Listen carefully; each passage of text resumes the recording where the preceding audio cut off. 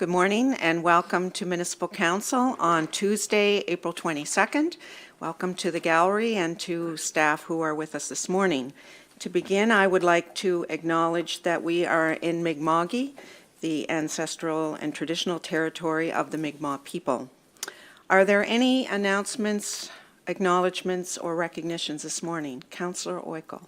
Yes, I'm going to need to declare conflict of interest for 11.2.1 regarding the cluster development. You'll sit in the gallery then? Yes. Okay.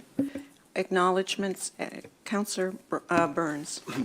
I just wanted to mention to folks, a friend of mine, one of Councillor Smith's residents, Jackie Turner, had passed away last week. Yesterday was the funeral, and I went to attend, and I think the measure of the man can be shown by the fact that showing up to the funeral 25 minutes early, there's 100 people outside waiting to get in and acknowledge their respects. So I just wanted to let folks know how much the entire communities that I represent and that me personally will miss Jackie, and to thank him for being such a stalwart in our community. You'll certainly be missed, Jackie. Other Councillor Smith. I just want to welcome folks in the gallery, many from District 6 who are here in support of the our discussion, our first reading of the neighborhood nuisance bylaw, and there's some folks here who have been with this from the very beginning, you know, long before I got here, so I just wanted to say welcome. Anyone else with Councillor Reinhardt? I would just like to acknowledge that Saturday, April 26th, is Independent Bookstore Day. And we have, I believe, only one independent bookstore in the municipality that's not in the towns, and someone can correct me if I'm wrong on that. But it is LaHave River Books, which is located in the community of LaHave on the wharf side of the bakery. And they carry a really great inventory of books. They also are very supportive of local authors. They do a lot of signings and readings, and they are all free of charge. So they do a really great job of connecting community members with arts and culture. So yeah, if you have some time on the weekend, go down and wish them a happy Independent Bookstore Day. We are fortunate to have a number of independent bookstores in the area, so I encourage everyone to support those local businesses. Deputy CAO,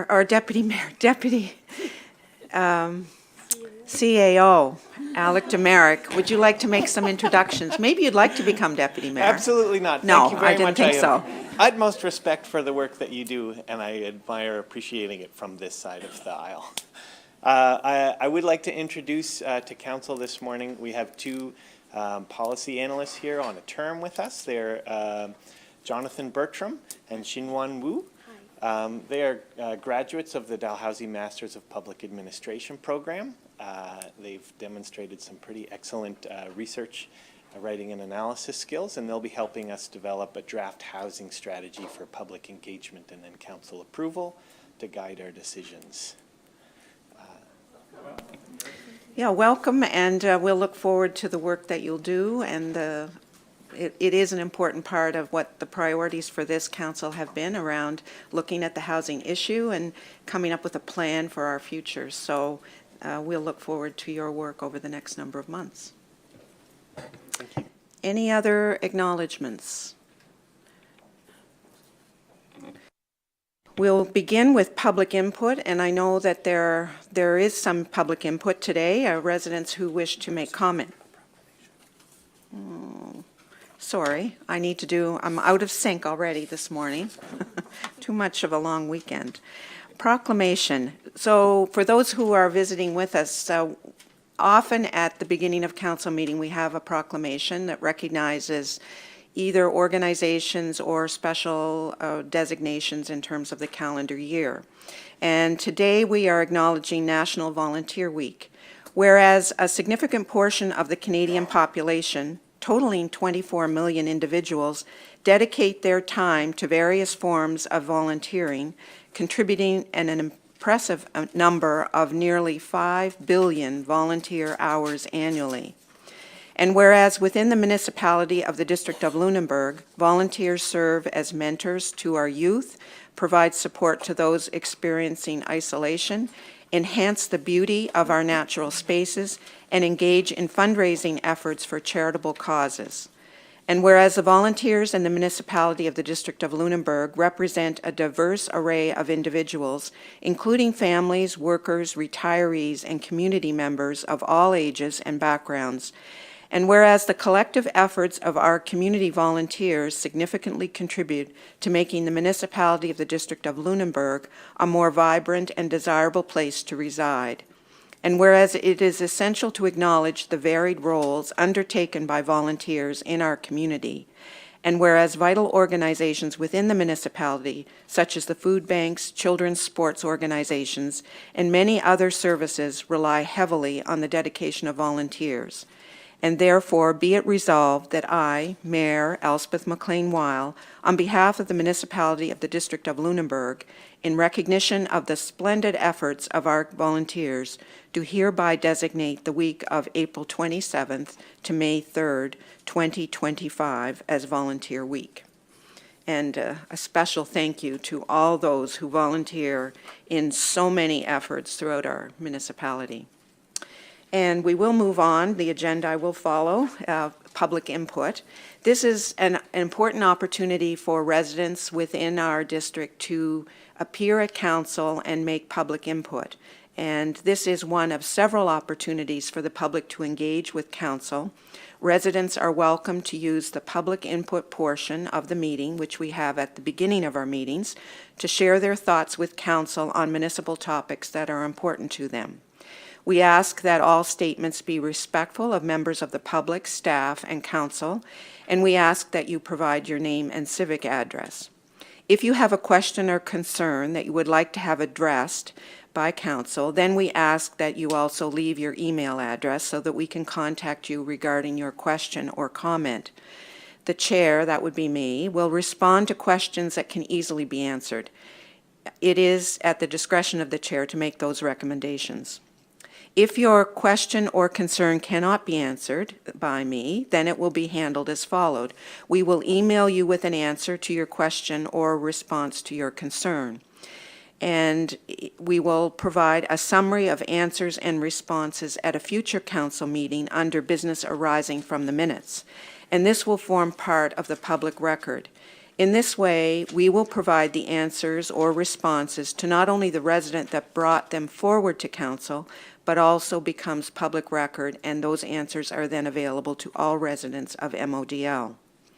Statements and questions related to personnel or operations can be emailed to the Chief Administrative Officer, Tom McEwen, who sits on my left.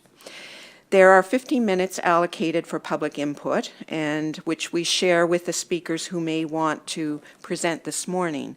So do we have members of the public who wish to participate this morning besides? Okay. We have two, so you will have 7.5 minutes each. So I'm not sure who would like to come forward first.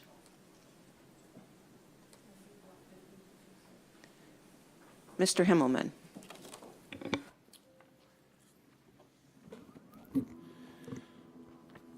I only need about a minute, so she can have the rest.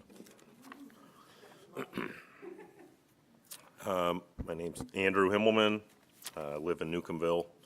I just want to talk about the community hub item that's on the agenda today.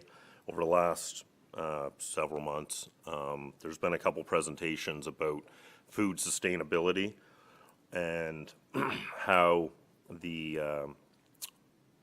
community hub's going to have freezers, and it's supposed to mirror basically what's in Cape Breton, from my understanding. And I'm not sure, I'd just like to bring the attention to councillors that if you go on the Cape Breton Food Hub web store, You can purchase 1 pound of frozen yellow beans for $11.70, or you could purchase 1 pound of frozen carrot slices for $7.80.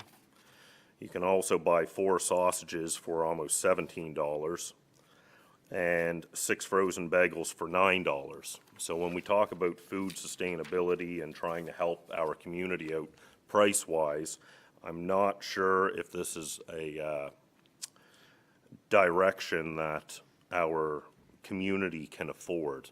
I mean, you can buy that stuff way cheaper in our current economy, which is inflated at this time. So I just want to bring your attention to those notes. I'm not sure if anyone's popped on that Food Hub website, but that's all for now. Thank you. Just a little bit of a follow-up to that. Today, we're talking about the Community Hub. We'll hear a presentation on that, which is the facility here. It'll be part of the Lumia Center. And part of that discussion will be around the access to cold storage and freezer facilities. The other part of the discussion, I think, what that reference to the Cape Breton Hub is around the Food Hub, which is another discussion, some of which involves cold storage and a community kitchen, access to all of that. So your presentation today kind of crosses both of those issues, so thank you for that. Thank you.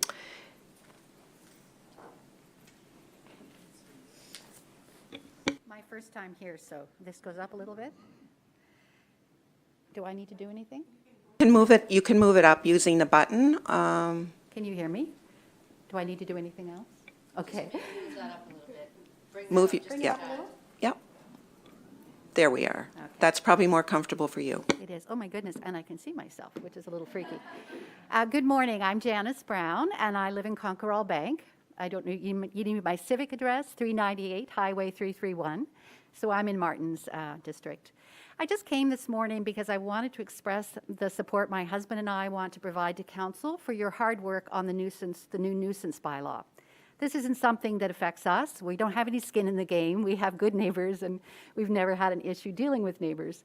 But I do see the value in the work, and I know it is not easy for council.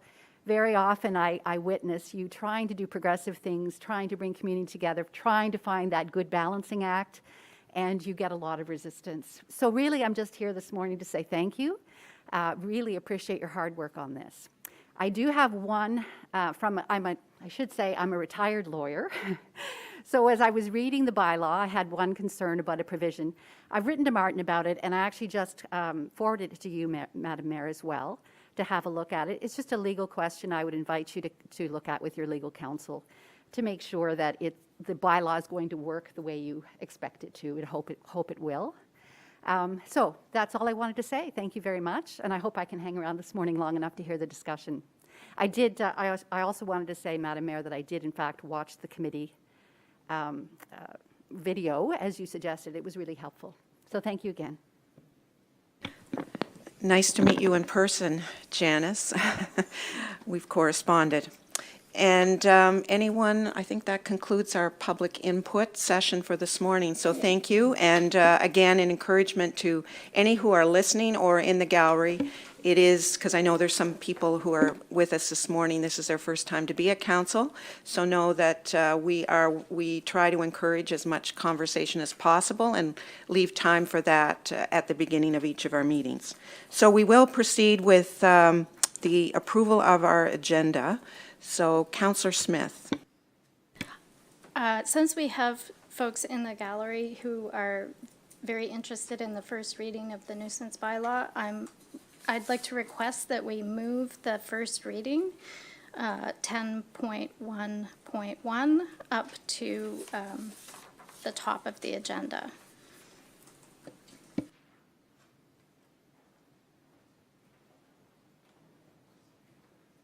So we will do the minutes first, and then we'll put it in after the minutes, because I don't think we have any business arising from the minutes today, so it'll be 10.1 after 6. Yeah, we do. Are you going to make that a motion? Yes, I make that motion. Do I have to craft it as a motion, or I have think- I said it I think- clearly enough? I think we're clear. Okay, great. Do we have a seconder for approval of the motion? Counselor Bell, all those in favor signify by raising their hands. Those opposed, motion is carried. So we will move to the approval of the minutes from April the 8th. Were there any errors or omissions? Seeing none, I'll approve the minutes approved as circulated. Business arising from the minutes. Seeing none, we'll move on to 10.1.1. We'll turn it over to our CAO, Tom McEwen.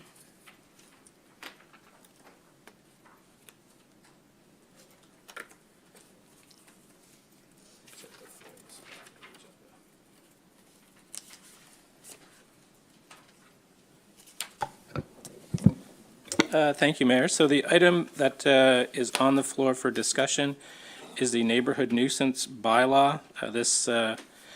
This item has quite a history. It started with initial complaint several years ago, and it has proceeded through a number of council meetings as well as the Police Advisory Committee. At last Policy and Strategy Committee, it was recommended to council for first reading. The nature of the neighborhood nuisance bylaw is to provide a tool for the RCMP to allow them to respond to what we would call nuisance complaints from neighbors. It is not limited to noise, and that was a specific decision of council to make it broader. And again, the incident or incidents that started the discussion didn't just relate to noise. It also related to smell and odor because there was a particular resident in our municipality that was being exposed to obnoxious sound and smell from their neighbor. And notwithstanding their efforts, it took quite a while for the RCMP to lay charges, and those charges were laid under the criminal code. There was an eventual conviction after several years in court, but the RCMP indicated that they were reluctant to charge someone criminally because of the criminal code consequences and the impact a criminal record can have for something that was described by them as mischief.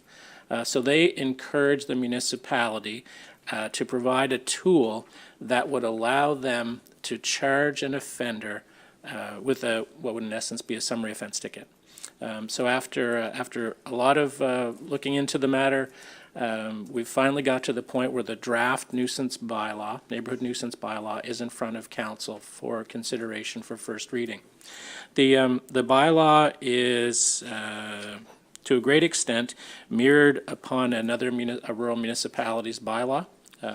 They have a construction clause in theirs where we have forestry and agriculture, but otherwise they're very similar.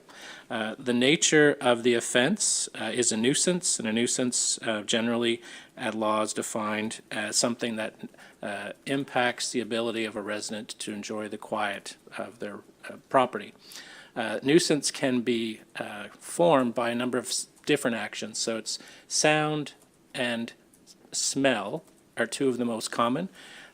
But it is more expansive than that, and the term has a particular legal definition that's been put out in case law, particularly in Nova Scotia. There's also, in the Farm Practices Act, there's a list of items that would be considered a nuisance as it relates to farming. So there is some legislative authority in Nova Scotia on what is a nuisance. In this bylaw, we took particular care to ensure that we were not being overly broad, and that we were including exemptions for some of the main industries that happen in our municipality. Because although this bylaw is intended to deal with nuisances, we wanted to ensure that the exemptions for forestry operations were included, secondary wood processing operations, agricultural operations, and normal farm practices. So as the draft bylaw made its way through the various council meetings, these were examined and included after consultation with stakeholders in those industries. We also have the general exceptions, That would include businesses operating lawfully and in a manner that is appropriate to the nature of the business enterprise, recreational activity carried out lawfully and in a manner that's appropriate to the nature of the activity, and community events carried out lawfully and in a manner that's appropriate to the nature of the event. As I described the policy and strategy, we want to make sure that we provide an effective tool to the RCMP to assist them in dealing with complaints from residents about the activities of their neighbor. We feel that this bylaw does accomplish that. It does have a penalty section, and the penalty for the first offense is a fine of not less than $300. For the second offense, $700, and for the third or subsequent offense, $1,000. It is our intention to have the municipal bylaw registered under the Summary Proceedings Act so that summary offense tickets can be issued, not unlike speeding tickets. One of the other elements that we wanted to ensure, and where the noise bylaw, if we just went with noise, would be problematic, is that the RCMP, in charging under this bylaw, can rely upon witnesses who experienced the nuisance in the neighborhood. And so what this will require is 2 or more residents in the neighborhood to both indicate to the RCMP that they were negatively impacted by the nuisance, in that the nuisance impacted the reasonable enjoyment of their property. 2 or more neighbors saying that would allow the RCMP to lay charges. If a not guilty plea is entered, those 2 neighbors will have to attend court. And that's often where municipal bylaws run into problems, because it's often the case that municipal residents don't like to go to court and testify against their neighbors. But to be successful in this, that is what would have to take place. And the initial circumstance that led to the discussion of this bylaw, that's what happened there. The residents that were impacted had to go to court. They had to testify because that's part of the provincial justice system. So it's not enough necessarily for residents to complain. If there's a not guilty plea, then they have to be willing to attend at the provincial court to give evidence. The RCMP do have discretion on whether or not charges are laid. It is not our expectation that the RCMP would necessarily show up on the first instance and issue a summary offense ticket.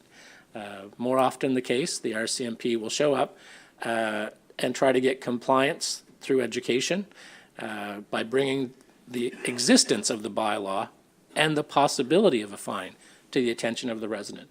So it's always our hope that through that discussion, the RCMP will be able to change behavior of the resident that is creating the nuisance. If the RCMP feel that a charge is warranted, then they can issue the summary offense ticket. But it is not our expectation, and we do have a good communication with the RCMP, and we do have our police advisory committee that meets regularly to ensure that the bylaw is working the way it should. If for any reason the bylaw needs to be changed, there's a mechanism for council to be able to amend the bylaw.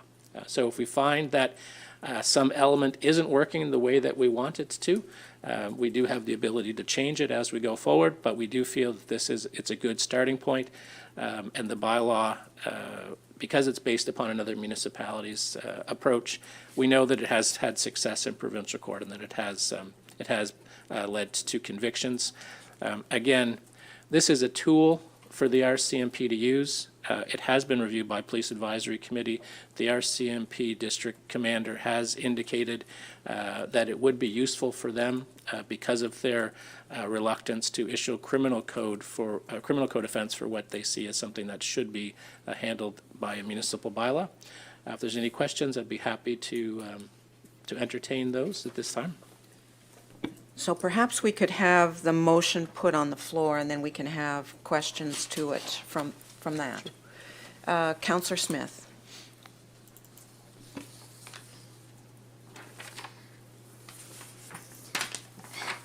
To council and to members of council and the mayor, I move that Municipal Council accept the recommendation of the Policy and Strategy Committee and conduct first reading of the proposed neighborhood nuisance bylaw as presented and give notice of its intention to conduct second reading on May 13th, 2025. Do we have a seconder? Do we have a seconder? Seconded by Councillor Hubley. It's open for discussion. Deputy Mayor Vino. Thank you. At the Policy and Strategy Committee, I've raised one concern, and I just want to make sure that it does get put in if it's also the willingness of council, and that is in addition to the exemptions that our CEO listed, to also add in fisheries, with so many in District 10 that operate lobster boats. That is their way of life, and I want to make sure that they're thought of in these exemptions. Other discussion? We'll need to amend it. Or Yes, if that's to be. Yeah. we'll amend the bylaw. How, do you want to explain how we'll do Sure. that? If you could just explain how we make sure that fisheries operations gets included in those exemptions. So thank you for the question. So there is a general exemption for businesses operating lawfully and in a manner that's appropriate to the nature of the business enterprise. To be overly cautious, we have included exemptions for forest operations and agricultural operations. And we've referred to, for agricultural operations, back to the Nova Scotia Farm Practices Act, and for the forestry operations to the Nova Scotia Forests Act. If it's council's desire to include and add an exemption for fisheries, then we will need time to find a proper definition of fisheries operations, and then bring that back to council, which would mean first reading would not happen at this council meeting. I certainly don't want to delay this, but with your confidence that it will fall under businesses operating lawfully, I will go back to my residents and let them know that this is the component that would allow them to continue operations. Yep, although if it's council's desire to include that specific exemption, we would be able to return to the next council, May 13th, with an amended version that would have a definition of fisheries operations. But generally, because it's a licensed activity, and the license themselves have certain restrictions, for instance, times of the year when they can operate, as long as they're acting within the license that they have. And we had this discussion about a commercial business that had a liquor license. And if they're acting under the authority of a license, then they would fall within the exemption for businesses carried on reasonably, which are appropriately given the nature of the activity. I'm confident with that, and like I said, we'll reiterate that they fall under exemption 6F while they operate. Thank you. Councillor Bell. Thank you, Your Honor. I want to speak in support of this motion. It's something that I feel was absent for many years. There, over the term of several years, I've had complaints in my own community, as well as I listed several others last week during policy strategy. And we really didn't have a way to help these people out. While the RCMP did go out, sometimes it was after a series of visits, but a couple of these events took a road that we probably could have dealt with had we had a policy like this that was absent. And I can remember where one started as a noise complaint that ended up having one of our citizens tasered because, and I won't give the address or time or place, but I'm just showing you the seriousness of how something can escalate when we don't have any mechanism to help our police officers. One particular family that I know had a neighbor that dealt them odors, excessive noise, and secular statues along the boundary line. This took a mental stress on that family. And this was over a series of weeks. I only visited there for an hour. And by the time I left, I couldn't believe that they had to go through what they had to. And the individual neighbor that set this up would put loud music on when they left to work. They were gone for 8 hours. They didn't have to listen to the noise. But when they came home, they shut the noise off. Like, I'm very fortunate to not have neighbors like that. But I felt helpless that I couldn't help individuals that had something like this happening. There were also some other cases that we had come before council over the years, people who came in and spoke to us. And we need to be able to help these individuals. So while it speaks about odors and excessive noise and things, there are other things that people do to purposely harm their neighbors. So if this can be the first step to help these people, I want to be able to support it. Thank you. Councillor Smith. Yeah, I just wanted to speak for a moment in favor of this bylaw. And first of all, I want to acknowledge the hard work of the former councillor in my seat, Michelle Greek. With the boundary change, not exactly the seat, but I represent most of the area that she represented. And I know that she worked really hard and advocated really hard to bring this forward. And it is a difficult bylaw to move forward because we have certain, we're proud of our tight-knit communities, rural communities, and how we depend on each other, how we're resilient as communities. So,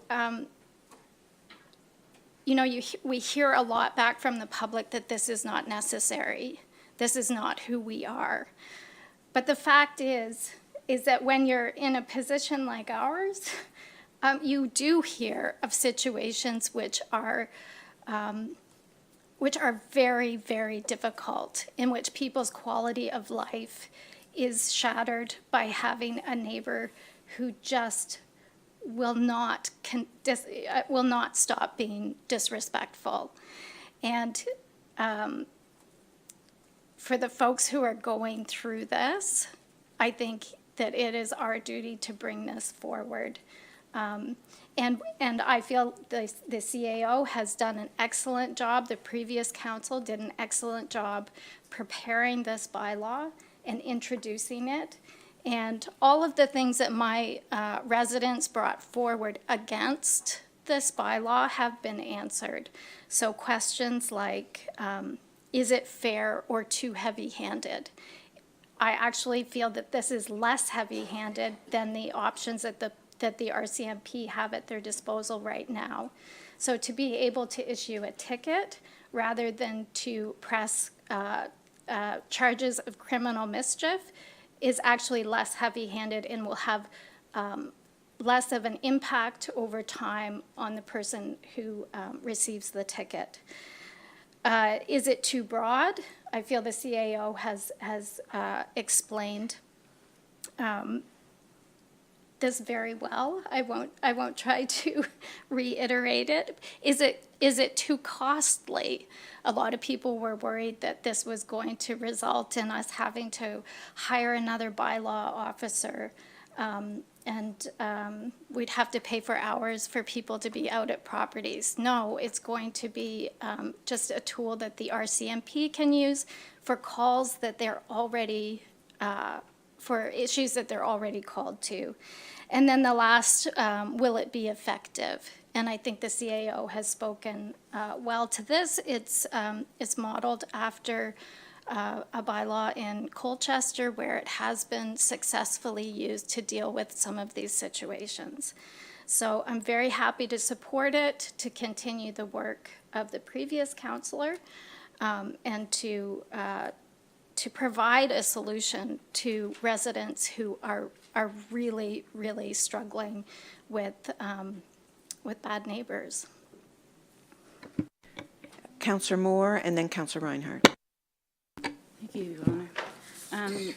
Last week, I spoke on this policy strategy, and I did vote against it, and I will be voting against it again. I understand and sympathize with the people that had these complaints and had neighbors that have misused them the way that they have.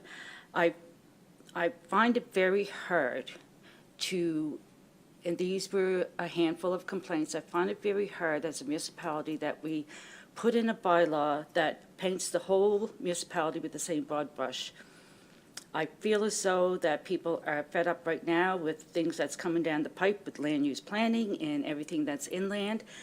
I feel they're getting very fed up, and I think you'll find that tone when if you attended the land use planning meeting in the Legion, New Germany last week. People are fed up.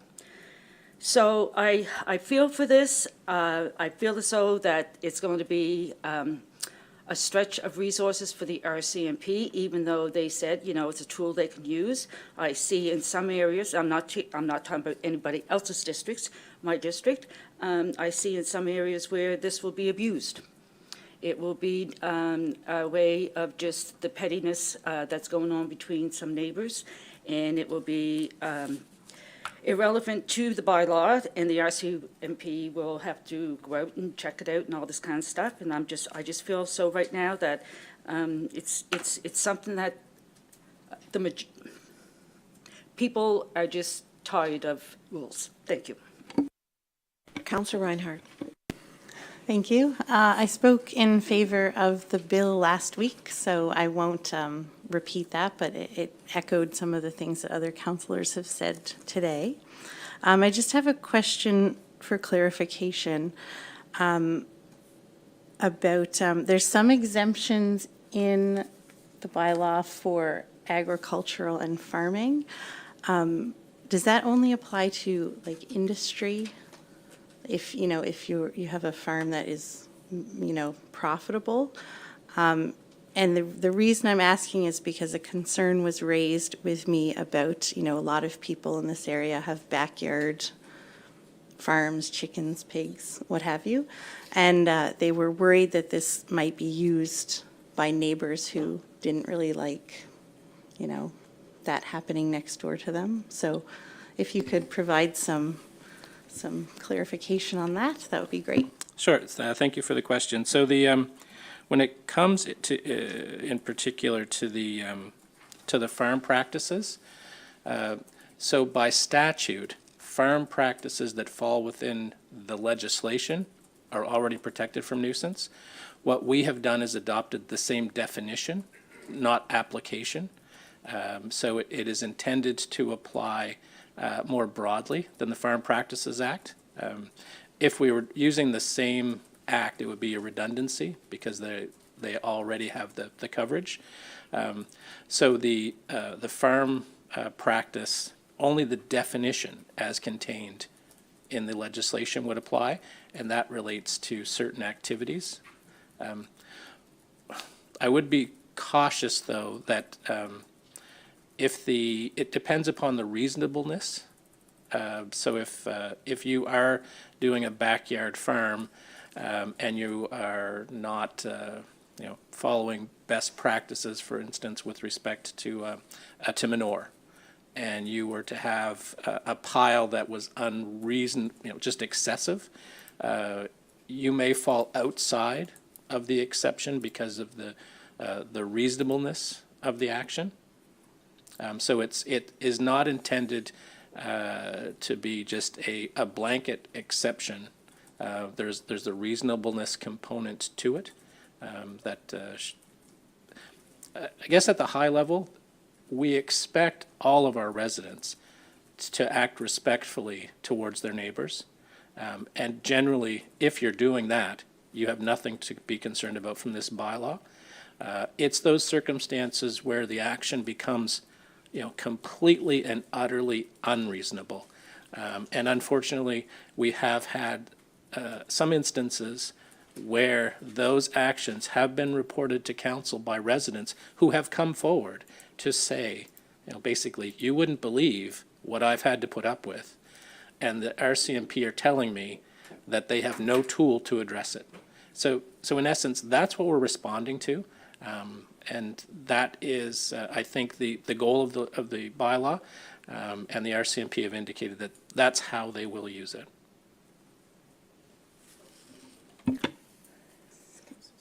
Any other, Councillor Smith? I just wonder if you could comment on the suggestion that it will be overused. I'm wondering, since we have been in contact with Colchester and how it's been used there, have they experienced, kind of a weaponization of their bylaw against other residents? How easy is it to kind of inflict this on other residents in a petty way? Could you speak to that? Yeah. So there's a couple of lessons learned from other municipalities and just experience in doing this municipal work. So the municipal dog bylaw has a provision, and the MGA also has the provision, that dogs that persistently disturb the quiet of the neighborhood can be subject of a summary offense ticket under a dog bylaw. And evidence that someone is bothered by the barking dog is evidence that the neighborhood is bothered by the barking dog. So there is another bylaw that has very similar language to try to make sure that it's not abused. That's why we moved from one neighbor to two. We didn't want it to be a neighbor versus neighbor sort of tit for tat approach. Not that we can necessarily stop that, because now it's just two neighbors.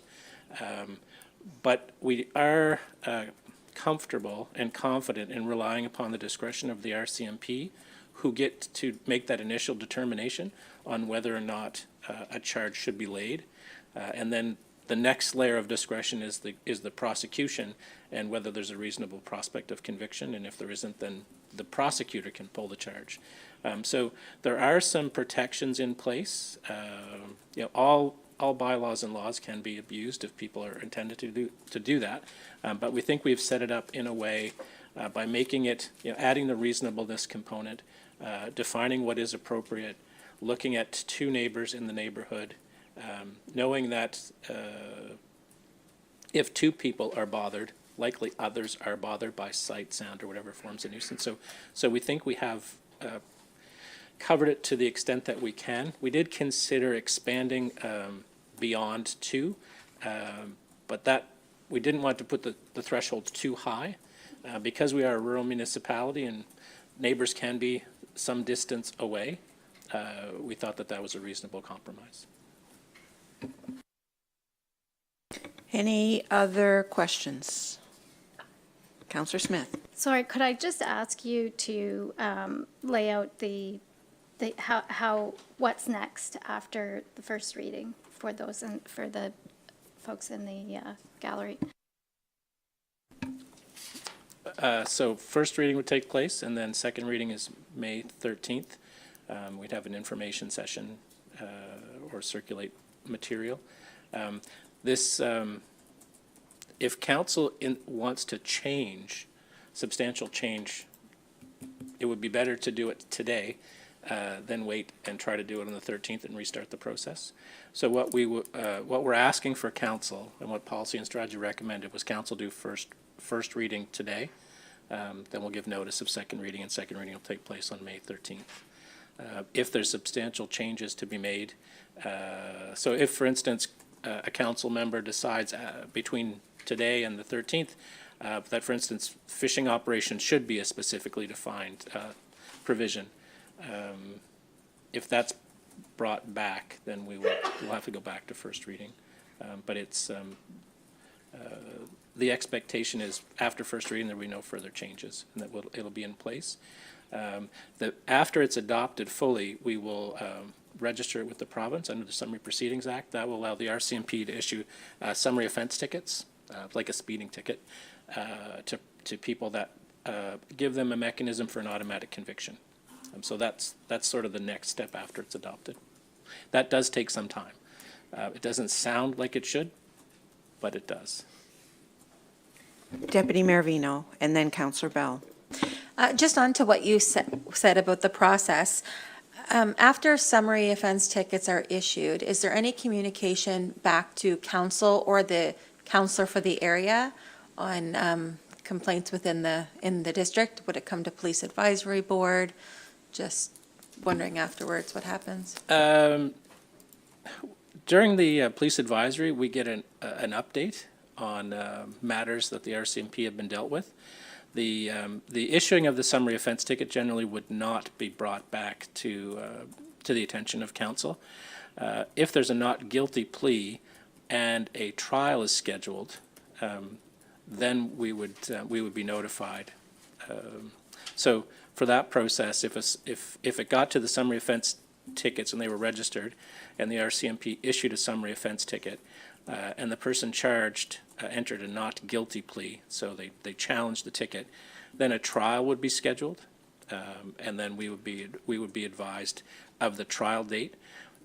And in preparation for trial, the neighbors that issued the original complaint to the RCMP, their statements would be taken. Those statements would be provided to the accused in anticipation of the trial. Then the trial would take place, and the trial may be one appearance or it could be multiple appearances. Municipal prosecutions generally are the third level of prosecution. Federal prosecutions go first, provincial prosecutions go second. Generally, if there's time left, municipal prosecutions go third. Councillor Bell. Thank you.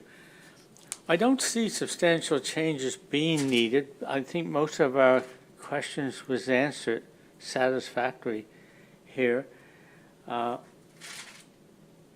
I also mentioned that there would be a review of this policy some years down the road, like every policy. And if we found that there were issues or areas where there was problems, or on advice from the RCMP, we certainly are at liberty to make the necessary changes. The other thing is, on our quarterly reports to council, we would have this information made available to us from the RCMP, identifying how many summary offense tickets were issued for this particular policy. And so we would be able to get a gauge from that if there was issues. And then if a particular councillor had a precise need to know about an incident in their area, they can come to the Police Advisory Board meeting, and there can be in-camera sessions to get into greater details about addresses and how it was handled and so on. So I want to comfort councillors that you won't be in the not known.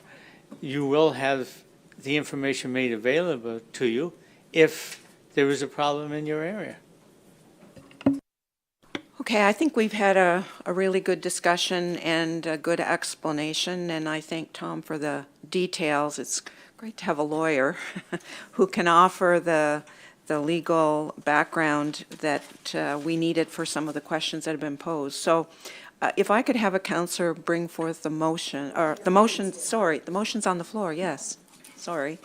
Are you ready for the motion to be considered?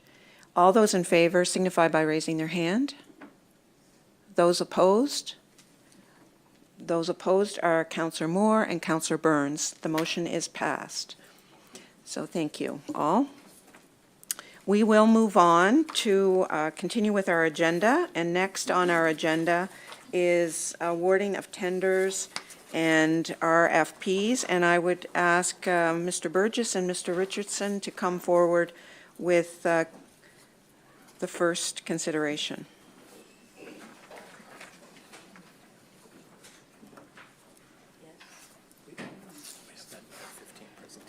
Sorry? This won't take long, though.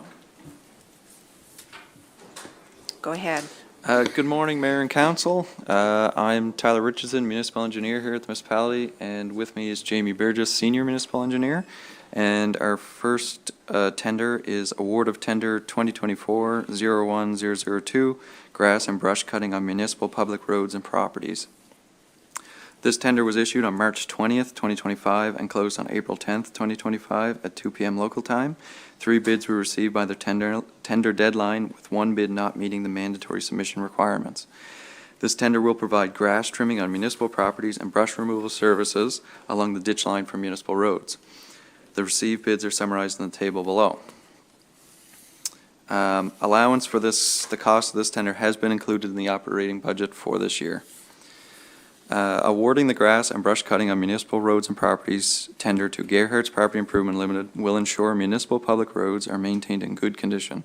This work will include mowing of grassed areas on municipal properties, and that brush is cut and removed along the shoulder and ditch line of the municipal roads. This will also ensure municipal roads and properties continue to provide safe access to all within the municipality. So our recommendation is that council authorize staff to award tender 2024-01002, grass and brush cutting on municipal public roads and properties to Gerhardt Property Improvements Limited in the estimated amount of $103,125, excluding HST. Could we have Councillor put this motion forward, please? And then we'll have any questions on it. Councillor Oikel. To Mayor McLean, Weil, and Council, I move that Municipal Council award tender 2024-01002 grass and brush cutting on municipal public roads and properties to Gerhardt Properties Improvement Limited in the amount of $103,125, excluding HST, and I so move. Is there a seconder for the motion? Seconded by Councillor Burns. Discussion on the motion. All those in favor signify by raising their hands. Motion is carried unanimously. If you could continue, Mr. Richardson, with the next tender. Mr. Burgess, I guess. So our second tender is for the award of tender 2024-01004, Municipal Public Road Grading and Dust Suppression. This tender was issued on March 13th, 2025, and closed on April 3rd, 2025 at 2 p.m. local time. 2 bids were received and accepted by the tender deadline. This tender will provide grading and dust suppression services for municipal roads. The received bids are summarized in the table below, being received from Dexter Construction Limited, Howard Little, and Howard Little Excavating Limited. Allowance for this tender has been included in the operating budget for this year.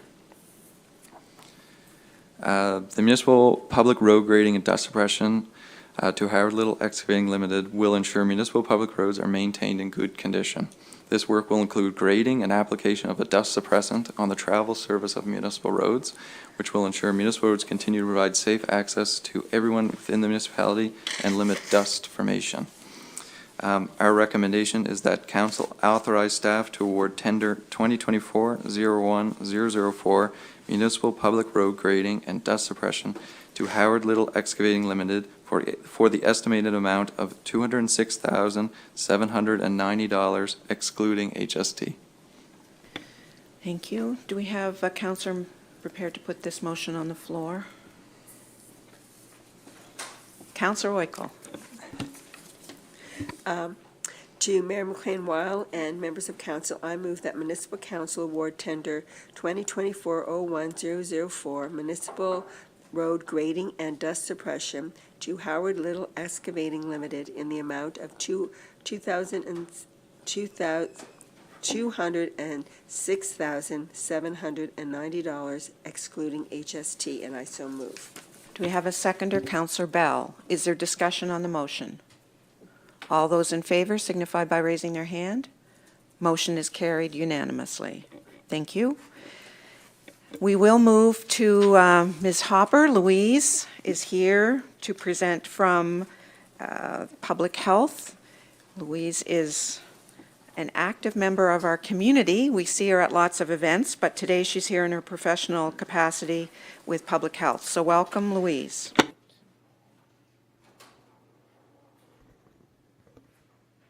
I'm not very tall.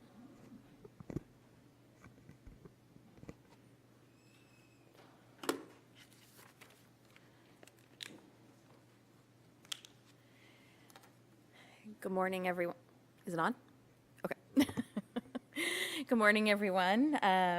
Yes, for those who don't know me, my name is Louise Hopper, and I'm health promoter with public health here in Lunenburg County. Thank you for giving me time on your agenda today. It's nice to see all of you in this formal capacity. I've had the opportunity to meet many of you over the past, well, since October, since election time, through various committees that I sit on, community engagement opportunities, and other pieces of work. But I do appreciate the opportunity to come and talk to you collectively today. Specifically, I'm here to talk to you about healthy communities and our work in public health and how it is in alignment with the work of modl, and to explore opportunities for us to collaborate to build healthy, sustainable communities. There are many examples across Canada of how public health and municipalities work together. In some cases, public health staff actually work within municipal units, bringing health equity and population health to planning and decision making. Today, I'm just sharing a snippet of what's possible. Hopefully, yeah. So I just want to start today by speaking about the various work and roles of our local public health team here on the South Shore. There's sometimes confusion about who's who in public health and how we complement each other and to create healthy communities. Public health is a program within Nova Scotia Health. However, we aren't involved in direct patient treatment or care. Within our public health program, we have three main focus areas. Many of you may be familiar with our early years team. The members of this team include community home visitors, community outreach workers, public health nurses, and LPNs, so licensed practical nurses. This team focuses on the continuum of services from prenatal to early childhood. You may be familiar with prenatal services or even our enhanced home visiting program, where a community home visitor will see new families in their home if it's determined they need a little extra support after baby arrives. You may also be familiar with our second team, the health protection team. This team is primarily made up of public health nurses and licensed practical nurses who are responsible for implementing our provincial immunization program, so for example, our school-based immunizations, and are also responsible for documenting and responding to notifiable diseases and infections in community for which it's required by law. So some examples might be Lyme disease, rabies, tuberculosis, measles, mumps. I'm a member of our third team, the Healthy Communities team. Our focus is on promoting health and well-being by addressing inequities and addressing the root causes of ill health. We have on our team 2 dental hygienists who support the school fluoride varnish program and continue to promote dental care in the community. We have 1 nutritionist who is involved in policy work around healthy eating in recreation settings, school settings, daycares. And you may be more recently aware of the South Shore School Food Project, which looked at getting local sustainable food into our schools. We have a school health promoter on our team whose role is to support the South Shore Regional Center for Education to improve student and school community health and well-being. This year, we've also added youth health center coordinators to our team. We currently have 3 positions filled and 1 vacancy, so their role is to support health promotion within the school setting, and they're currently based in all of our high schools here on the South Shore. And then finally, on our health communities team, we have 4 health promoters across Lunenburg and Queens. The position in Queens County is currently vacant, but we do have 3 staff here in Lunenburg County. So that would include myself, Nancy Green, who many of you may know because she's heavily involved in a lot of our housing work, so South Shore Housing Action Coalition and other housing projects, and Sarah Murphy, who used to be our school health promoter, but now is a health promoter in community as well. So you'll learn a little bit more around the health promotion role as I go through the rest of my presentation today. So I wanted to just put public health in context within the healthcare system, because by virtue of being employees of Nova Scotia Health, there's often some confusion in community about our role and why we aren't directly involved in patient care or treatment or interventions.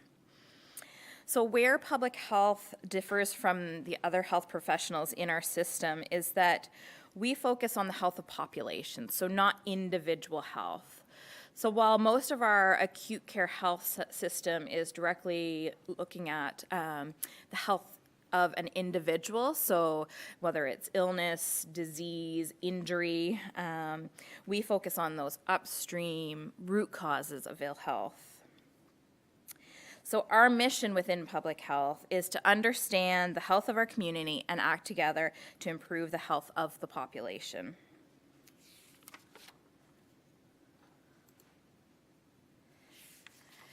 So on this slide, this graphic, it illustrates the factors, many of the factors that influence one's health. So these factors can range from early childhood development, access to education, income, food security, even our social connection to our community, how our communities are designed, so land use planning, even climate change and exposure to discrimination. I'm sure that you've noticed many of these factors listed here directly overlap with your existing priorities and responsibilities, like the built environment, neighborhood safety, anti-racism and equity, and even housing. As a municipality, you're uniquely positioned to have influence in all of these areas, from making resolutions, writing letters of advocacy to other levels of government, providing grants to community organizations, to large initiatives like municipal planning strategies and your annual budgets. These can all positively impact the quality of life of residents in Lunenburg County.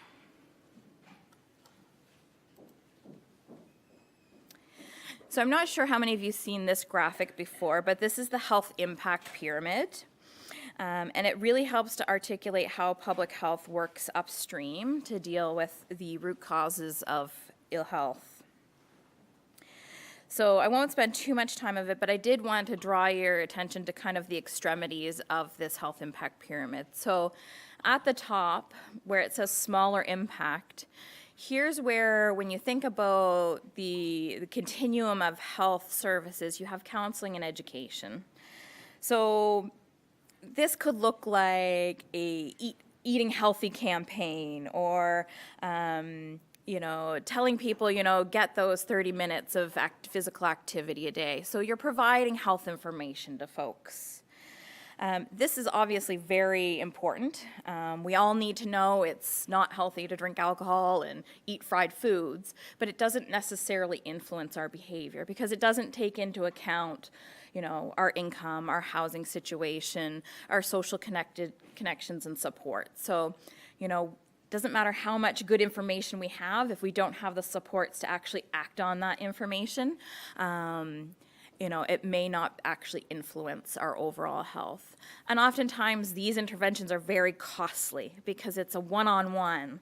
So every time a clinician is working with an individual, that costs money. So if you think of having to connect with each individual to talk about their health, that's very intensive, very resource intensive. So as you go down to the bottom of the pyramid, this is where you see the work of public health showing up. So here we prioritize those socioeconomic factors that impact health.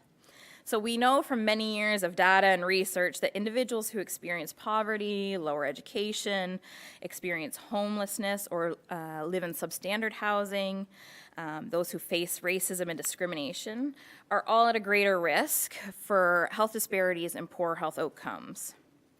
So when we work to lift people out of poverty and ensure that they have safe, affordable housing, we can actually have a larger impact on the population, and those impacts are often longer lasting. So when you think of where to put resources and attention, depending on your desired outcome, oftentimes you will get what we say the bigger bang for your buck at those lower levels of that health impact pyramid. So that's just a tool that when folks are making decisions about resources and where to put energy, you can kind of reflect on that pyramid. And just take a quick break.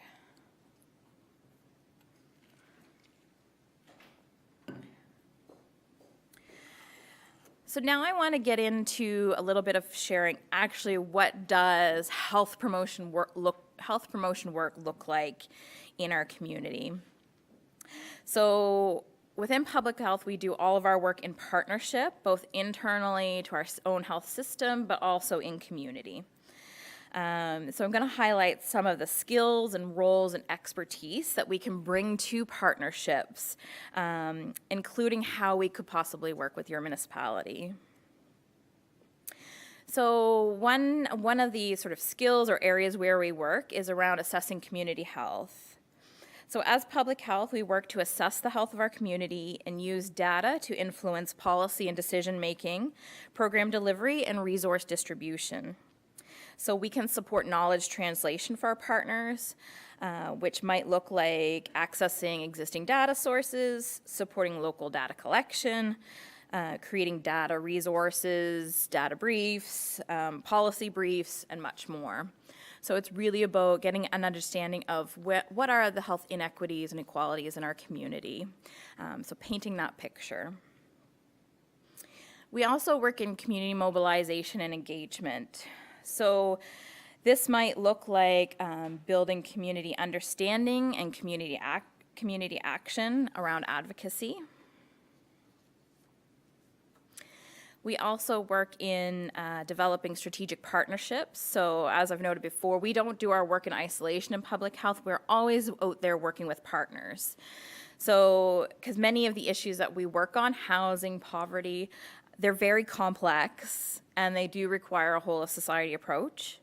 So we work with various partners to support action on those determinants of health through healthy public policy. So you'll see us at coalition tables, like I mentioned, So Shore Action Coalition. I sit on the Lunenburg County Accessibility Advisory Committee. You'll also see us working with our local community health boards on their projects, heavily involved with schools and the local RCE.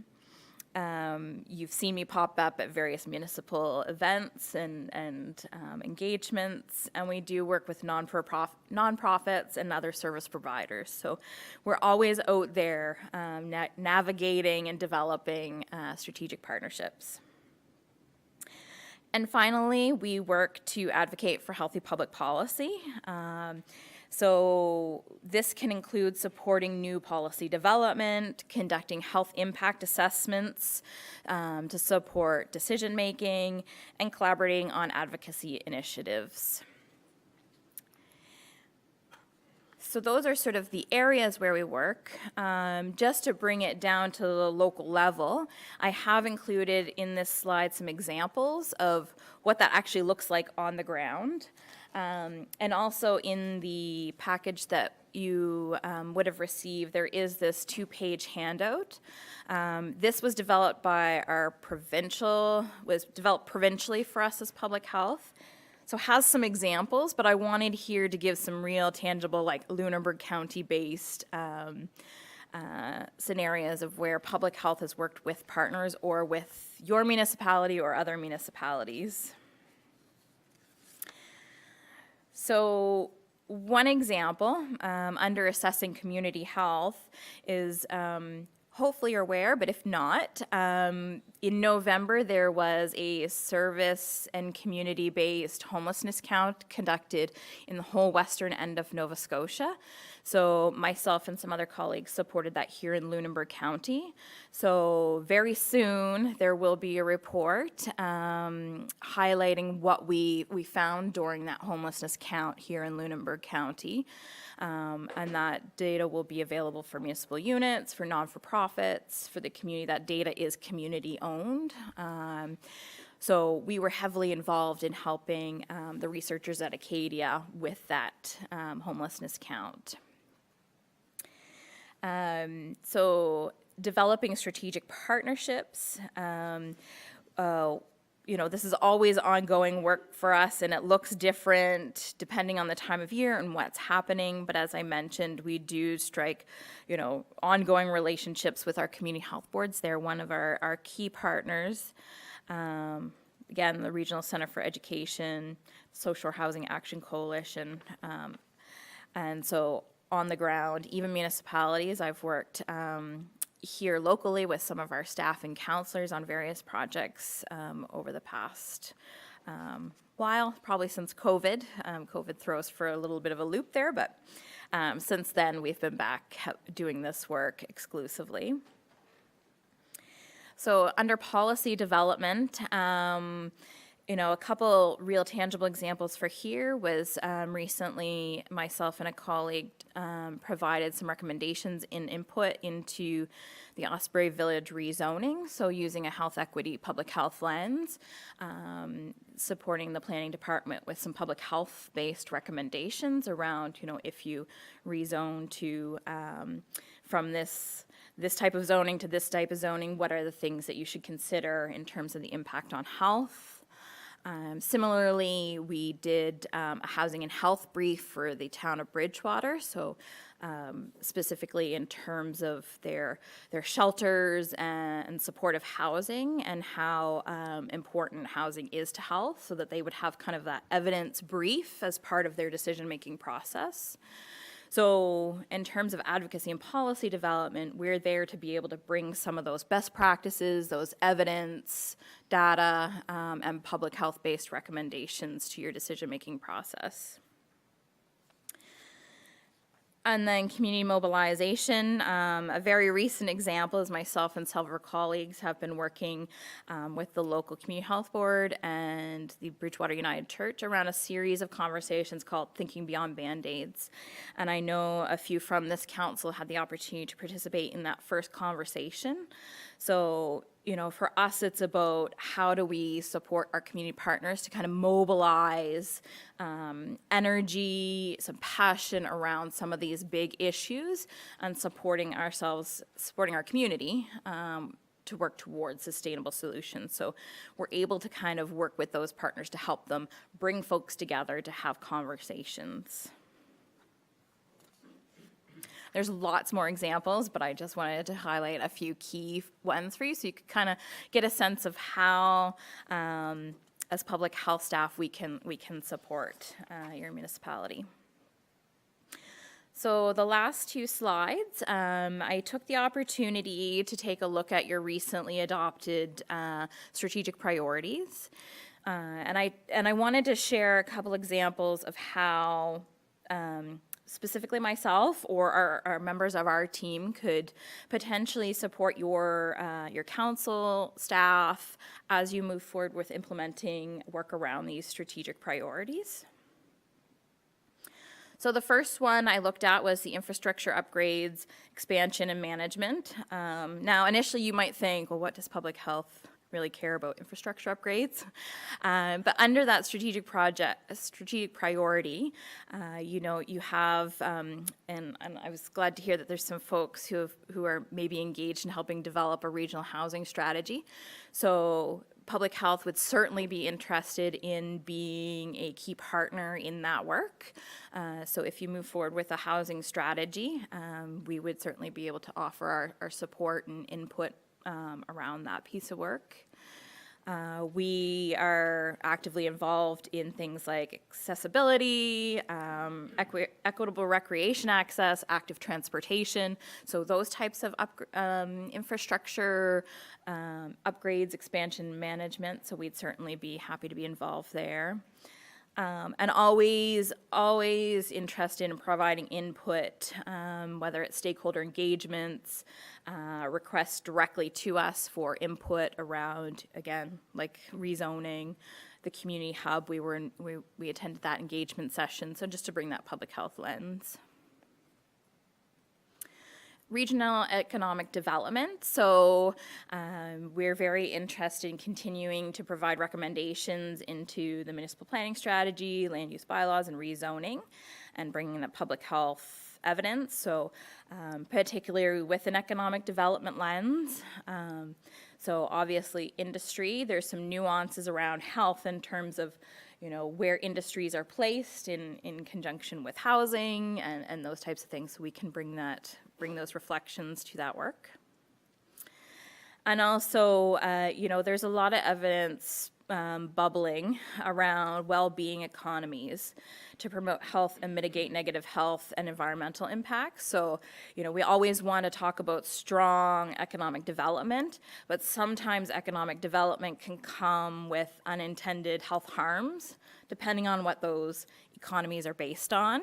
So there is a lot of literature around well-being economies. So what does that look like? So we'd be happy to be involved if the municipality is interested in starting to look at, well, what does a well-being economy look like that promotes health and does as little harm as possible?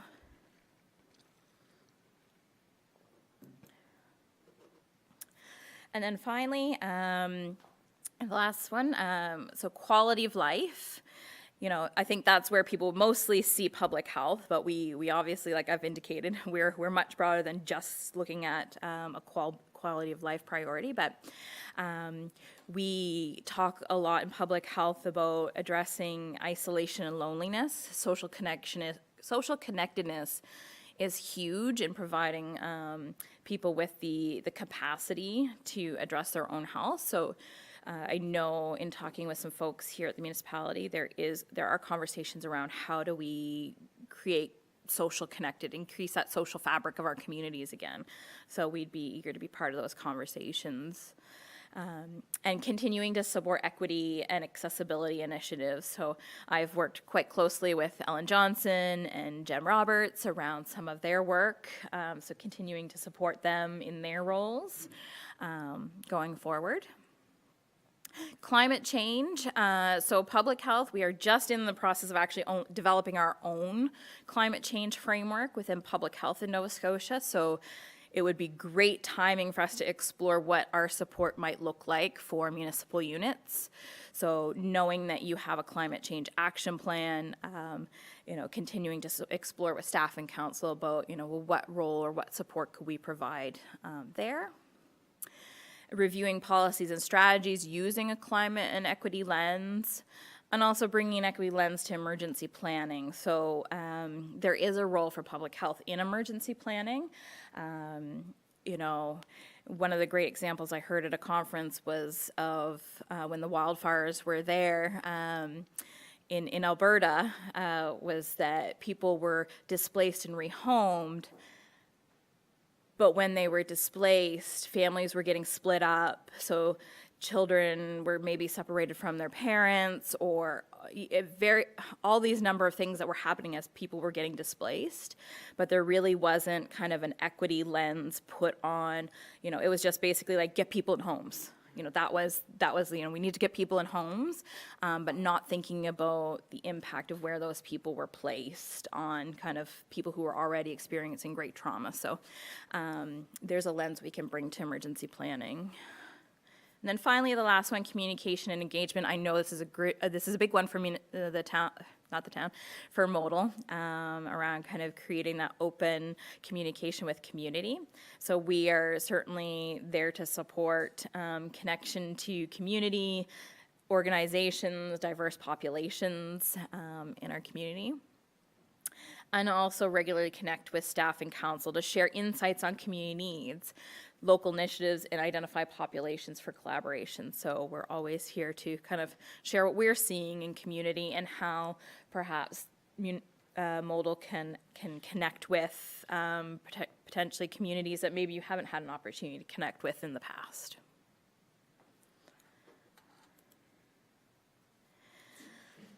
So that's the bulk of the presentation. So as I said to, I think it was Edgar, I said, I'm coming and I'm not asking for anything, but I do have an ask, but it's actually an ask to offer. So I'd like to leave today asking for Council to acknowledge public health as a key stakeholder and partner in your work. We're here, we're available. We don't cost you anything. So just to recognize that we do bring an expertise to your decision-making tables. So consider us a key partner in your work.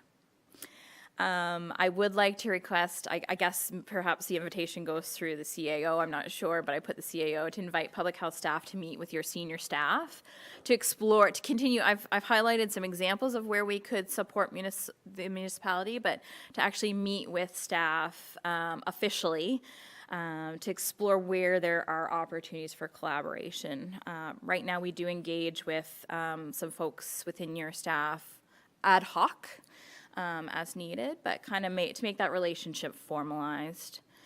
And I'd just like to put the request out there to consider us for evidence-based decision-making. So reach out either as individual counselors, if there's something on your mind you want to learn a bit more about or engage, reach out.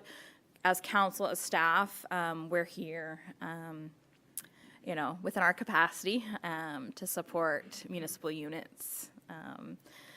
With whatever evidence and decision-making support we can provide. And that's it. Yeah, thank you. Questions from council? Councillor Reinhardt. Thanks for the presentation. It was really well done. I have a specific question because it came up over the weekend.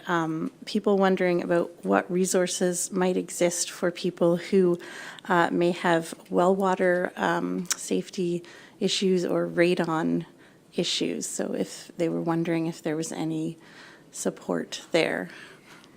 That's something I think might be a suitable question for our, we have a regional medical officer of health who would be kind of more at that level of kind of the environmental stuff for like radon and those like water testing kind of from a safety aspect, I think. So that's a question I can take back and get back to you where it's not specifically within my wheelhouse, but yeah, I can reach out to you, Morgan, and get some additional information. Other questions? Just whilst we're formulating those, just a question on the homeless count. That covered Western region, as I understand from what you've said. Does it break it out by county? Is it broken down in more detail? Yeah, it will be county basis is as small as we can get, partly because of size of numbers. So even in some of the counties, I don't have the data on me, but we have initial numbers. So I believe it was either Queens or Shelburne. The number of individuals that were counted was actually less than 5. So we can't actually report, like they have because of scientific requirements or there's no report, but we know that everything's underreported. But Lunenburg County, each county will have their own data, and we're working with the researchers at Acadia to flesh out things like, information based on, where they live, what services they access, gender, marital status, like kind of some of those information. But there will be a county-based report available for Lunenburg And County. when? We were told end of April. So whether or not, depending on their capacity, but end of April was our target date. And then we'll be doing May, June, we'll be starting to do rollout. So through the Social Housing Action Coalition, they'll get the report first because they were sort of the lead organization in Lunenburg County. And then once that report's out, we'll be doing presentations so we can come and share that report to council. Municipalities are one of the primary target audiences for sharing that data. So hopefully before the summer, we'll be giving you a report, maybe being able to come and present to council. Councillor Smith. I have a couple questions about public health and support for young families. Way back when my kids were young, there was a public health nurse used to come to the community, Susie Wood. She was amazing. Susie's still with us, yeah. Okay. And she held a drop-in for young families to come. Well, you could come with your babies. Yep. That's how I met a lot of the mothers in my neighborhood, because I didn't go to high school in New Germany, and I was pretty new to the community when my kids were young.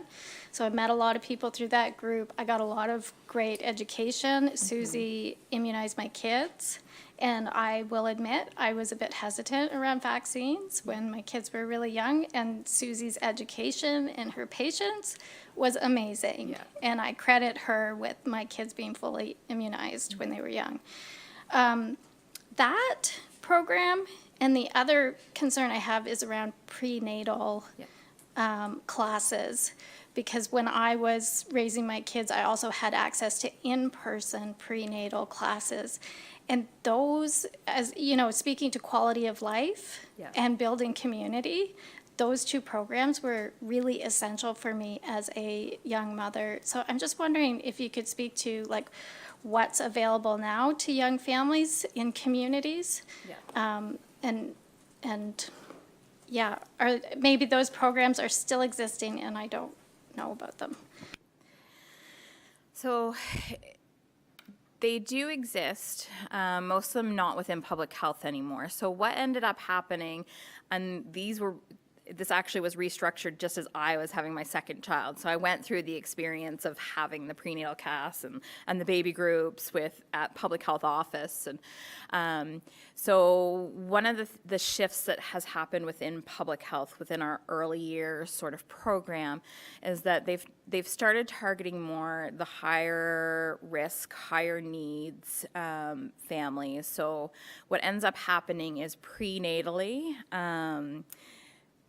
everyone in theory, every pregnant individual in theory should get a call from public health while they're pregnant, and there will be sort of an assessment done with them to see what level of support they need, and then whoever that staff person is that connects with them is supposed to kind of then connect them out. A lot of these services are offered now by like our family resource centers and other supports that way. We do have midwives now on the South Shore. We do have other services. I can't list them all because not being within that team, but I do know there are other supports. So public health sort of acts almost as that kind of triage and connecting with newly pregnant or pregnant individuals to see what their level of need is. And then if their needs are high, then they typically stay within the public health system and will be connected to our community home visitors, our public health nurses, who will then provide an extra level of support for that family up until the child's 3. There's even a new program being introduced in Nurse Family Partnership that was piloted in Cape Breton, I think, Northern or Eastern Zone, which is now, I think they're just hiring to start that here in Western, which will add, again, another level of intensive support for people who, whether it's an unintended pregnancy or maybe they're experiencing poverty or homelessness, or maybe there's some developmental issues where the child may need, the parents may need some support with the child. They will get more intensive care, whereas we have worked with community partners to try to help them to be able to offer the other stuff while we focus on kind of the more intensive support for families. Yeah, so I miss the baby groups. It kind of halfway stopped when I had a new baby. So it was a loss felt in community, but there had to be a shift. Like public health couldn't do it all, so we've worked to try to help community support one aspect, and we kind of do the more intensive side of things. Other questions? Just as a follow-up on the thinking beyond Band-Aids, do you have a plan for what the next steps from that? Yeah, so we have a planning team meeting this Friday. The intent is to continue with conversations. We felt, for those of you who weren't able to be there, or the session, we had about 70 people show up, and some community members very interested in being engaged in helping plan the next session. So we're meeting with some new community members this Friday to kind of look at, well, what does the next conversation look like? And I think what will end up happening is we're going to start to dig in some of those heavy topics. So social connectedness, housing, poverty, around sort of looking at, well, what can community do? What's within our capacity? They're big issues. So what's tangible for community to address, to look at, to address some of those issues? If I can just make a comment on it, it struck me in attending that meeting that the volunteer sector and all the not-for-profits that are working in these various areas, whether it be food insecurity, housing, mental health, all of those, are exhausted. They are exhausted, and they have no more resources to actually, beyond a conversation, to actually do constructive work. And so my takeaway from that day was that unless these groups, which are important in actually addressing the issues, get more resources, nothing is going to change. Yeah. They can't do more with what they have now. Yeah. They are overtaxed in terms of the workload, and for us as a municipal level of government, we have roles to play in some aspects of this, but the community represented by not-for-profits is a critical piece in this. And they have I'm concerned, they just have no more capacity. And so we can have all the conversations in the world, which, with all respect, we're very, I think that's useful. It's a way of mobilizing people. But the actual reality of this is that there is no money for these folks to do the work that they are committed to doing in the community. And I think that's the message that needs to be conveyed up the line to the levels of government that support them in many ways, and to the broader community to say we cannot expect more from not-for-profits that are exhausted. I'll leave it at that. But I look forward to being part of the conversation, and to the dedication of so many volunteers that showed up that night. But I think the reality was, it was very clear to me that groups are just exhausted. Yeah. Other questions? Thank you very much for being here and for connecting us with the work that you do. We're going to take a 10-minute break, and then I see our next presenters are in the gallery, so we will take 10 minutes and come back to the MICA presentation.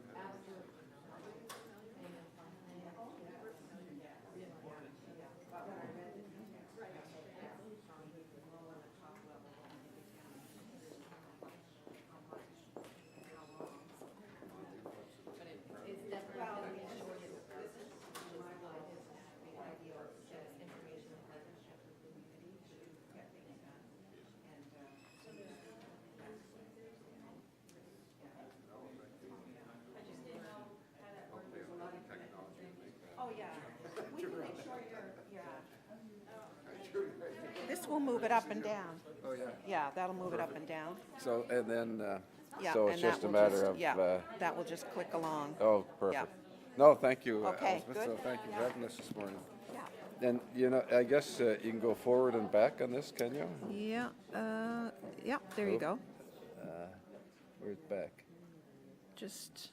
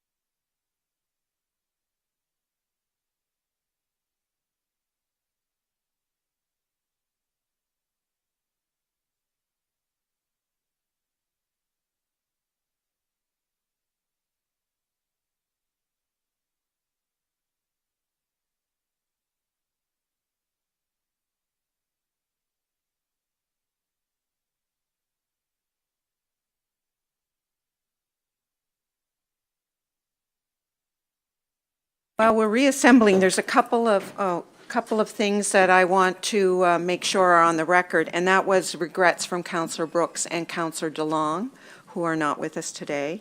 And our Deputy CAO, Alec Demerick, has declared a conflict of interest around his family's involvement with MICA, so he has stepped out of the room. And at this point, I would like to welcome representatives from the Mahone Islands Conservation Association. And John Meisner is here and his colleagues to present. So I'll turn it over to you.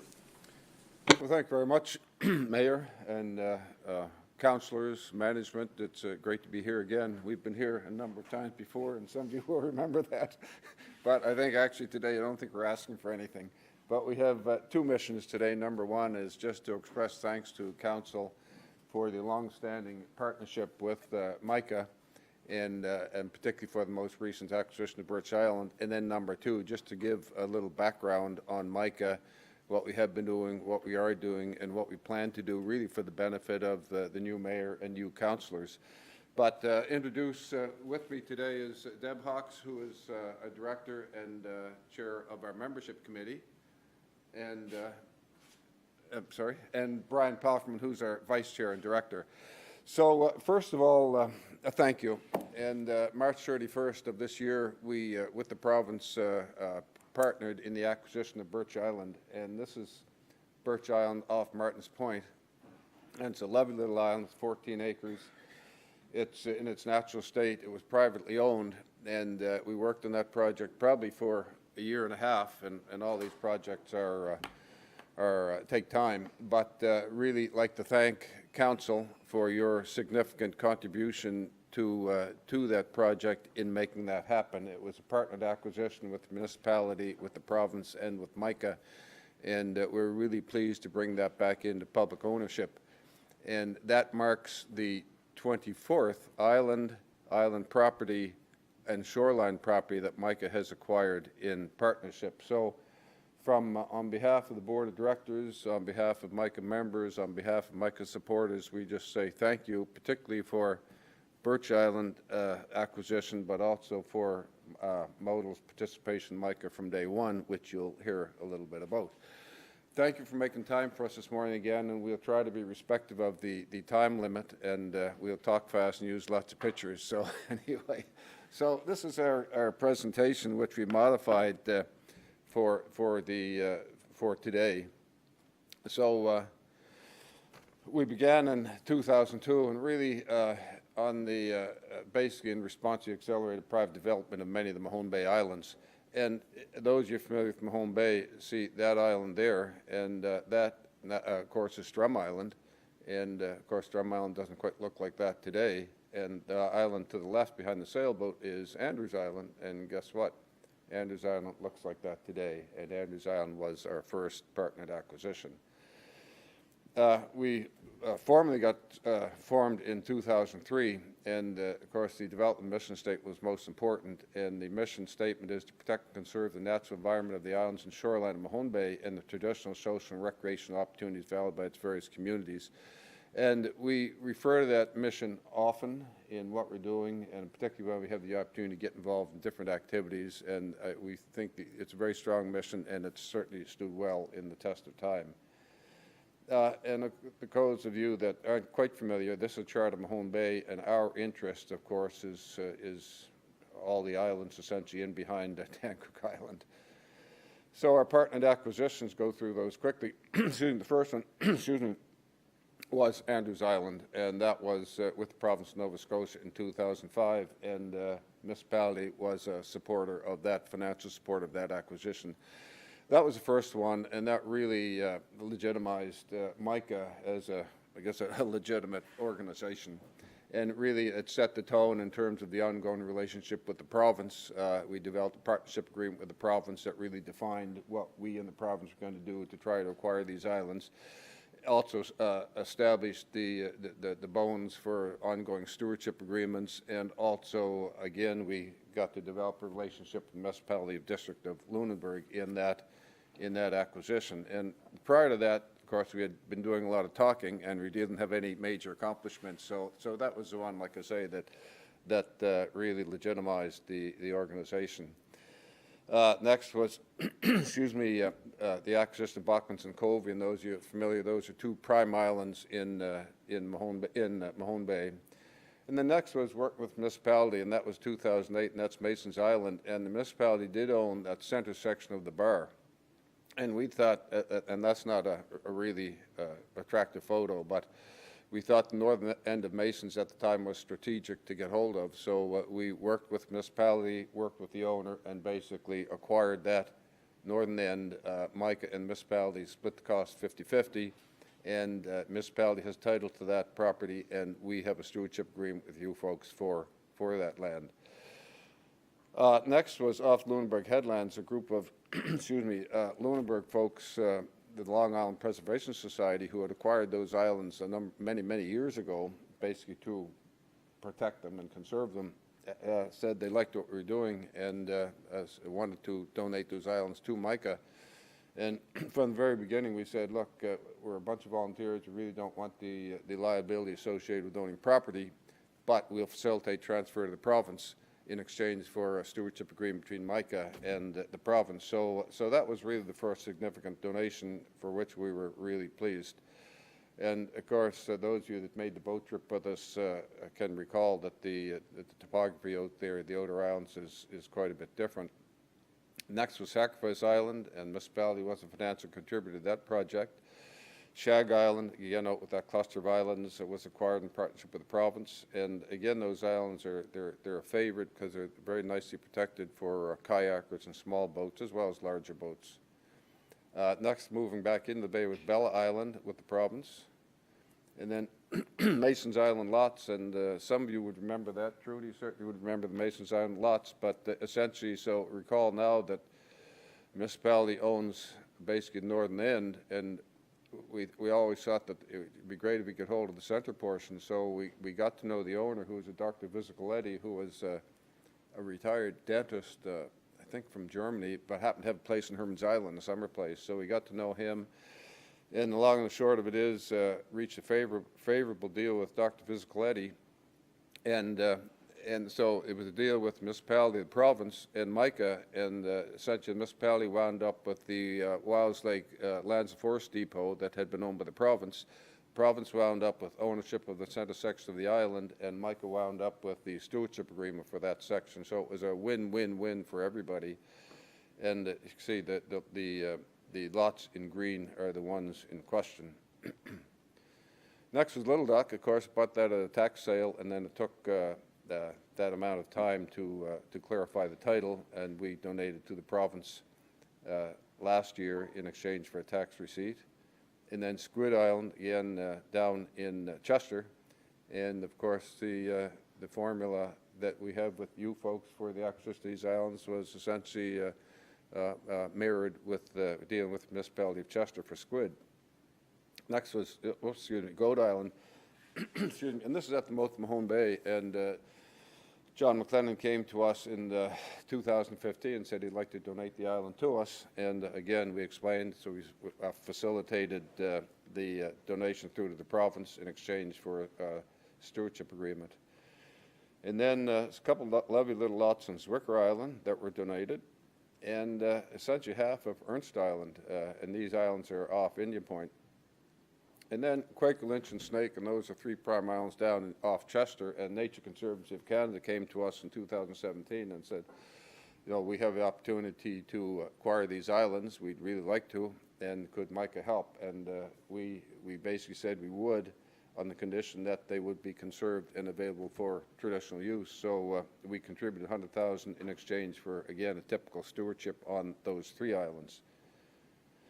And then Mullins Point, excuse me, you probably know of the very well-known environmentalist Rudy Hasse, and he came to us, had some lovely lots down in Mullins Point, and said he'd like to donate them to Micah, and again said, well, the municipality of Chester would be the natural recipient of those lands. So it was just a lovely donation as well. So the Oakland property, and some of you remember we made a couple applications in front of council, and we finally struck the right chord. So And we have a stewardship champion program, and each one of our properties are assigned, we call a champ. And as it happens, our director, membership chair, Deb Hawks, is the champ for MOCA. So Deb, if I could invite you to maybe just explain a little bit about the significance of the property, et cetera. Thank you. This is a very special property, which you have all helped, well, the council has helped to bring this into public ownership. And it's a small shoreline property, but it supports an abundance of terrestrial and marine life. But it's also become quite a sanctuary to humans. It's rare to go there and not see somebody there, despite the weather, all year round. And despite the fact that it is well used, it's very well cared for. It's a great place to launch a kayak, to go out to the other islands. And if you haven't been there, I really encourage you to go. There's no toilets, there's no picnic tables, there's no garbage cans. It's left as natural as can be. And the idea behind that is to keep it as a conservation area as opposed to a park. And with those limited amenities, it seems that that's really encouraged the people who do visit there to care for the land. And so, as I said, it is very well cared for. We also have MICA members, and other than myself, who go and routinely observe it and practice some stewardship. And we have a neighbor across the road who keeps a very close eye on things. So it doesn't require very much maintenance at all. I think the municipality mows it twice a year. But Trudy is super helpful in any issues that do come up, so big thank you to Trudy. In an area that's really hard to get to the shoreline because of private ownership, this is a very, very valuable piece of land to the people who live there, and we're just so happy and appreciative that we could work with the municipality to acquire this land and have it there for everyone to enjoy. So big thank you. Excellent. Thank you, Deb. And again, Trudy and Tom and council, it was a tremendous acquisition. And thank you for continuing to work with us, because it was kind of like a little hideaway, I think, up at the end of the parking lot. But on our request, you opened it up a little bit, so you can now see the full parking lot from the road. So this, as I'm aware, there's none of that activity going on there anymore. So just a lovely acquisition. And again, all our work is volunteer, but we got a bike rack donated by one of our volunteer directors, BMI. So again, thank you. And then, believe it or not, there's two birch islands within a couple miles of each other, but we acquired the Chester Birch Island with the municipality of Chester and the province 2022. And then Chocolcap, and those you did the bike tour, remember that's essentially just a big rock. But we thought it was important, it was in private ownership, we thought it was important for many years to just pull that back into public ownership to have it protected. So I think our file goes back to 2010 in discussions with the owner on that one.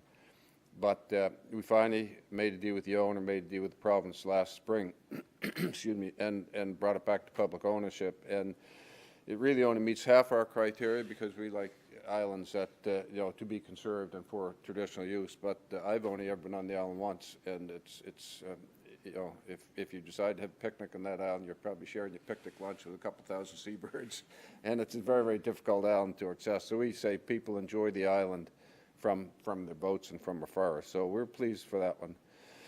Last but not least, Birch off Martin's Point, and again, lovely little island, 14 acres, and again, thank you to the municipality for your support in bringing this island back into public ownership. And the Mahone Islands Conservation Area is quite substantial, thanks to all our partners.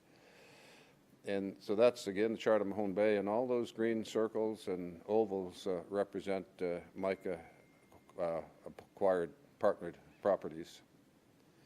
And just a summary, we've invested MICA has invested over $1.7 million towards the acquisition of these properties, and we believe they contribute to the growth of our local economy, the sustainability of the community, and are a very important component of our local municipalities. So stewardship, now we have these islands, stewardship is so important, and MICA is responsible for the stewardship. But we, as I said, we steward the islands on behalf of the owners, and we always do cleanups on new acquisitions.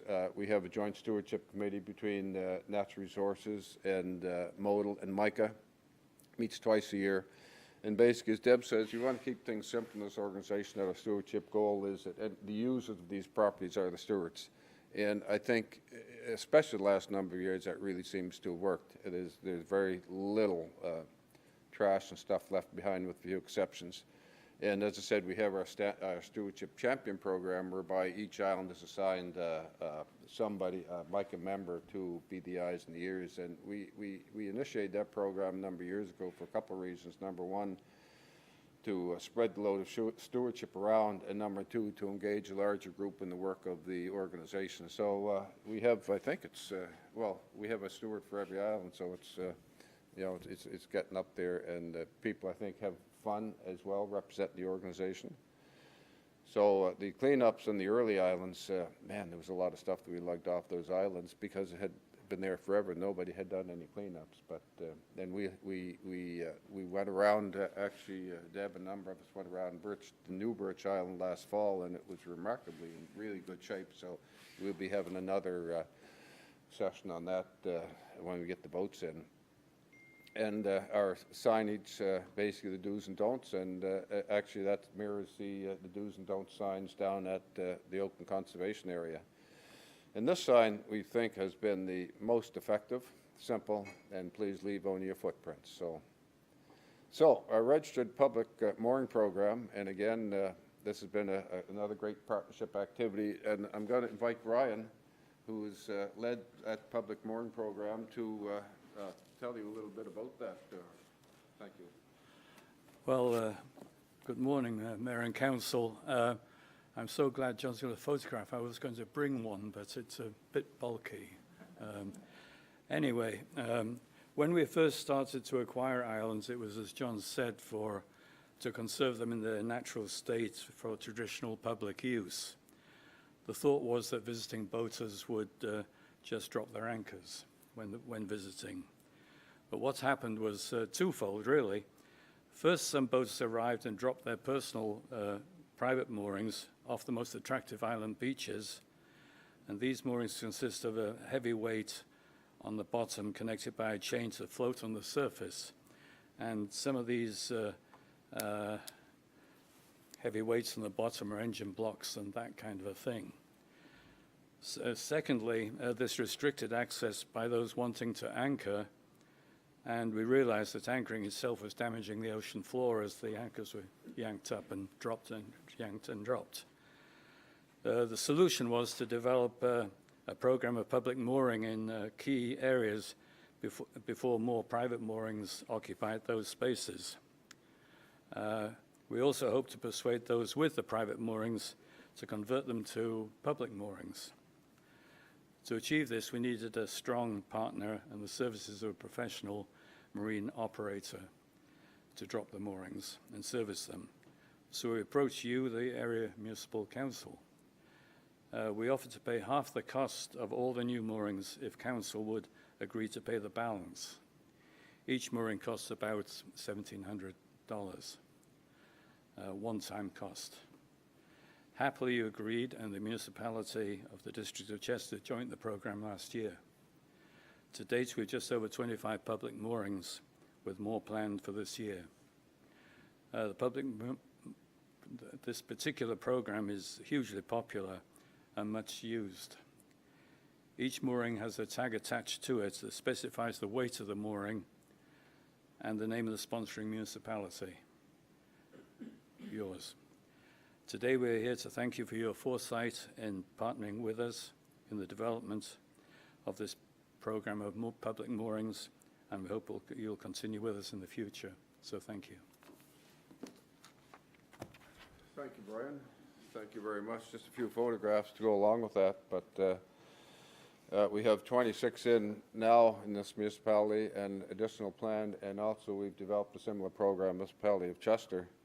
And then we've got signs up on the islands, basically if they own, for the owners of the private moorings, please consider giving them up or giving them, removing them, etc. So you see they're marked, they're quite prominent. And as Brian said, the tag on the moorings, and of course, abandoned moorings are hazards. And so over time, our goal is that the only moorings off Micah Islands would be registered moorings for public use. And those of you that are familiar with that, that's Bachman's Island. And there's our one Micah mooring. That's the only place we head for it right there. So all the other ones are private ones. So you can see what our goal is there. And we've worked with Department of Natural Resources and haven't been really aggressive. Again, they suggested back a number of years ago that we try to educate the public and users on what we're trying to do here. So fundraising, you might say, where does that 1.7 million come from? Well, the membership fees, our annual dinner and auction, corporate support, private donations, and financial campaigns for specific projects. The gala, very important, and thank you. Municipality has had a table the last two events, and very important. And it's important for a number of reasons. It's important for Micah that all the people there can see that the municipality is a big supporter of Micah. And it's also, I think, good for the people that have attended for the municipality, because it's, I think, a nice event. Hopefully they go home with some treasures and they contribute to Micah. It's normally, well, traditionally has been a sold-out event. And I think, is this year coming, is it the 21st or the 22nd? One or the other, I can't remember. But so you've had it every year from the beginning, with the exception of the COVID years, and very, very important. It's a nice event, and we have such a tremendous response from the artists and all the donors that all the stuff that is at auction, silent auction, live auction, is essentially donated. And it's just such a wonderful support from the local community. And it's a nice event. So this year, mark November 9th in your calendar. And this is a Sunday night. Normally we try to have it a Friday or Saturday night, but it's a Sunday night. We don't have the priority with Oak Island because we really don't rent the whole facility. But we're hopefully that Sunday night will be a nice, will still be a nice event, of course. And you can see, those of you that haven't been there, there's Gary Longard's, one of the husband of one of our directors, of course, traditional whimsical fish that he's carved for everyone since day one. And the setup, a lot of volunteers, that's one of the setup photographs, and then the room. And the room, I think it's what, 260 people, I think. So it's, the room is always full. So again, thank you for your support there. And our Micah corporate supporters, again, very important. You would recognize all those. We have an annual corporate support program, and we just target companies in the area that we believe have a vested interest in what we're doing and support our mission. So, again, overwhelming support. Last but not least, our Micah picnic. And we've had a cooperative municipality a number of times in the past to have a picnic. We like to get school kids out there that might not necessarily have access to those islands, and just a little education, a little orientation, show them what they have, what they're going to be responsible for. But it's a great event. And last year we worked with Trudy to try to have it, but unfortunately between insurance issues and weather, it conspired against us. But really confident that we get it off this year. And Sid Demerick, who's our secretary, heads up that, working with Trudy and staff. So we're working hard. We do have transportation this year, and that was always an issue, of course, the insurance requirements around transportation. So we just love to get, again, a group of young kids out to the islands. So plans ahead, we continue doing what we're doing as long as we continue to get support. Our mooring program, like Brian says, we'd like to continue with that. Donations, encourage donations to Micah. Stewardship, of course, very important. Continue to steward our islands, and our membership goal is really anybody that enjoys those islands in any way be a member of the organization.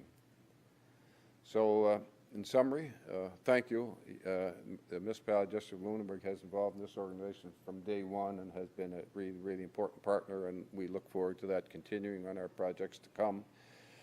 And, you know, we're collectively working to preserve this little part of the world for current and future generations. And some of you might remember that boat tour in 2021. It was lovely, and it was very memorable because, and that's a sunfish, and they're not that unusual, but what was really unusual, it was way up in the inner part of the bay, almost off Oakland Conservation Area. So, you know, it's funny how that happened. I've never seen them up in the bay so far. And then outside around Chocolate Cap, we were right alongside the white shark, and that's the white shark maple. And doing a little research later, it was 12.5 feet long and 1,200 pounds. And I just happened to be out in my boat 2 days later, almost in the same area, and believe it or not, it was right up alongside it again, and they have pictures too. So anyway, so thank you, folks. Please enjoy and respect our islands. Thank you very much. So questions, comments? Yeah. Well, thank you, John. There will be a couple of comments. I see Deputy Mayor Councilor Vino, or Deputy Mayor Vino. Just speaking to that shark comment, you could swim to shore from where we seen that shark. It was, it was very close and very exciting, and I would love the opportunity for this council to see the islands from a boat perspective again. It really puts into light the work that you've done. I just wanted to comment on the mooring program because I've heard such wonderful things about it and that it gives people equal opportunity to Sorry, which program? the boat mooring program, yes. and how much people appreciate the opportunity to, is dock the right word? But to use those moorings and access the properties that are out there. And it's such good work that you do. And myself, and I know Councillor DeLong, have worked closely with you guys, and we hear such good things. So keep up the great work. Well, thank you. Thank you for your support, Chastity. And I'm sorry Casey wasn't able to be here, but of course she's been a big part of it as well. So yes, we'll think about organizing a tour. It's seeing is believing, and you know, on the screen is one thing, but as you say, 3D is something different. So thank you for your comments. Other comments? Councillor Bell, did you? Thank you. Well, I certainly remember the boat tour. I found it strange that we had such calm water that day. I spent many hours out there, and I've never encountered the perfect day that was to provide a tour. John, when we did the land purchase in 2020 in Oakland, I understood at that time that there was an adjoining property that might be coming up. You're keeping that in your view? Are you looking at that as a possibility that might come to us someday for consideration? For those who have not been there, they need to go out and have a look at that. It's a treasure piece of land that needs to be preserved, and while I can't make any commitment on that, I would certainly be supportive of partnering in any opportunity we have, because land like that is just so rare, and we need to take the opportunity when it comes. I just wanted to reinforce that with you. Oh, thank you. Thank you for bringing that up, and invite all of you to get down to the Oakland Conservation Area and just look at the property to the east, and that's the property that we're talking about. And yes, it will be very, very, very strategic, and it's probably the last prime piece of waterfront property that's really available around, especially when you consider all the recent development on all the waterfront. Then, as Deb says, with our Oakland Conservation Area, you know, it's just so few areas for water access. So, yeah, thank you for those comments. That's quite helpful. So, Councillor Smith. Yeah, I was really interested in hearing about how much these lands are used by people for recreation. I think, you know, the challenge of accessing the coast right now is one that we hear a lot about, and also our lakes. And I have to say that I often default to the thinking that means we have to create a park for use. So it's interesting to see the perspective that conservation also can open up use for people. And I'm just wondering about the challenges. Like when you have a park, when you set up a park for access to a waterway, it's, you know, it's very structured. So with conservation, I'm wondering about the challenges stewardship. And yeah, can you just speak to that? What are the challenges of stewardship with that being open to the public, but not really maintained specifically as a park with the garbage and the other amenities? Oh, that's a very good question, and the islands are a little different in that it's a little more difficult to get to them. But, and again, from day one, we communicated to the council that we really wanted to be true to the Oak Conservation Area and treat it as our islands, recognizing that, yeah, there could be some challenges. But I think, ask Debbie, but I think a lot is education, and I think initially people say, well, there should be garbage cans, there should be a latrine down there, there should be this, should be that. But I think, we, again, tried to educate people that, and in our emails to members and things like that, that it's a conservation area, so it's not going to have these services. It's going to be like our islands. And I think that has been accepted in most cases. But you know, it's like I was just down yesterday afternoon, and it's other than a bunch of cigarette butts in the parking lot. Yeah, I just don't understand it. You know, anyway, but it's in really good shape, and the beach is well maintained. So I think there's a sense of pride. yeah, they feel part of something. They feel like they're contributing, and they're very caring about that property. They want it to stay as it is. and we have our footprint signs there too. So again, try to keep things simple. You know, it's public ownership. It's your responsibility to keep this in good shape. So it's been not so badly with a few hiccups at the very beginning. Any other questions? I want to thank you very much, not just for today, but previous councils going back to the very beginning of MICA were committed to this work together. So I think what you've done today for us as the new people here has really highlighted that partnership that has existed for many years.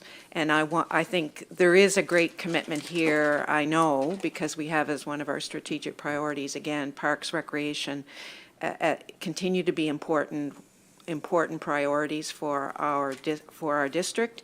And our residents tell us that. The access to water came up repeatedly in discussions we've had. It's written into the things that are important to us as strategic priorities. And the preservation of our land in our land use planning has already become a big important part of this. But to preserve the islands is another whole dimension because it takes a lot of money and a lot, I'm sure, of conversation and cups of coffee and maybe the odd drink to help acquire those properties. So thank you for the work that you all do and for being with us today, and know that I'm confident in saying that the municipality, the District of Lunenburg, will continue to be a partner with you in the work that you do. Well, thank you very much, Ellsworth. I really appreciate that. And in summary, again, thank you, everybody. And again, you've been involved since day one, and you've been great to work with, and it's a pleasure. So you're all part of this. So thank you very much. And thank you for your time this morning. We will move on with our agenda this morning, and we will move to the dissolution of the Internal Transportation Committee, which is 10.1.2. Are you going to? Mr. Merrill.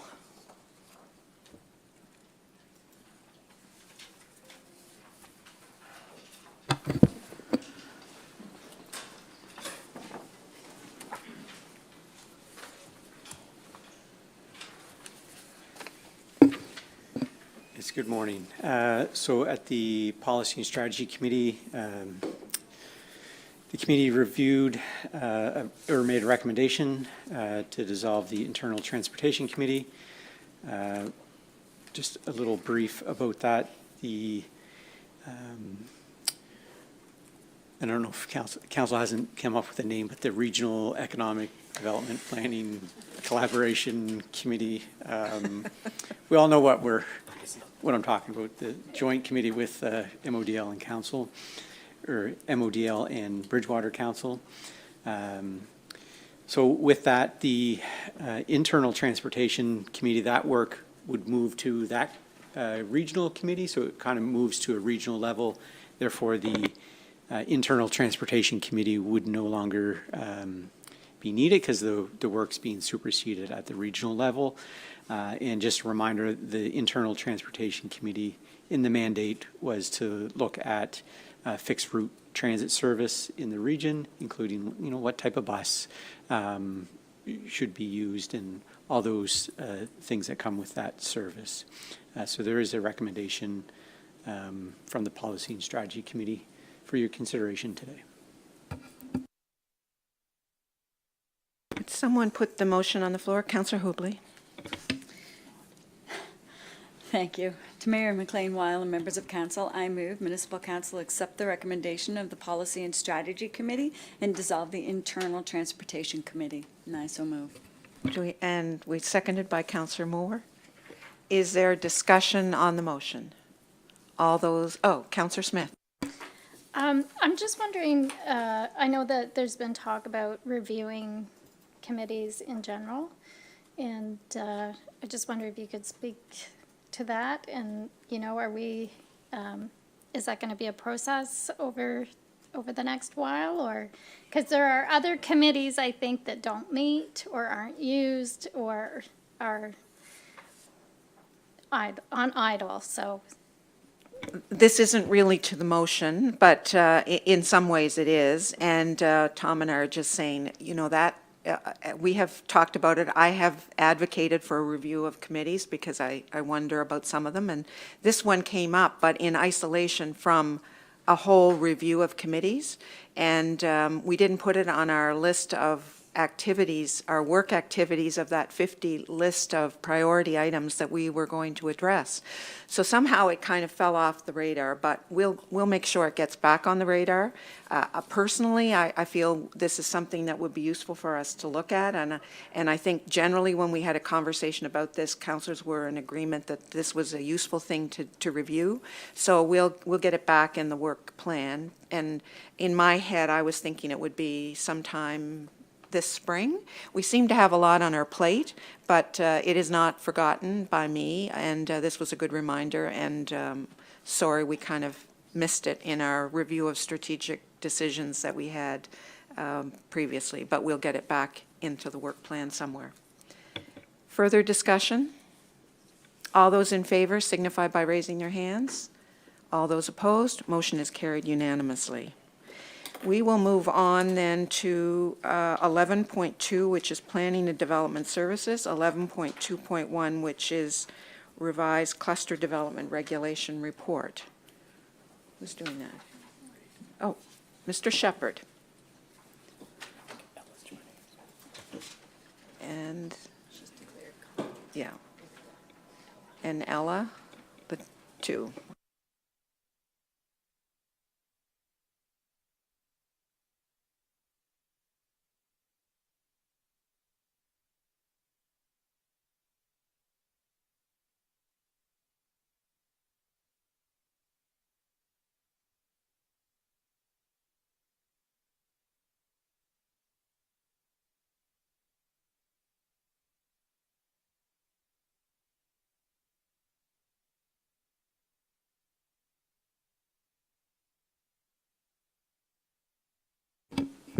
Thank you. So today we'll discuss the new revisions to the cluster development regulations as was directed by Council on March 25th.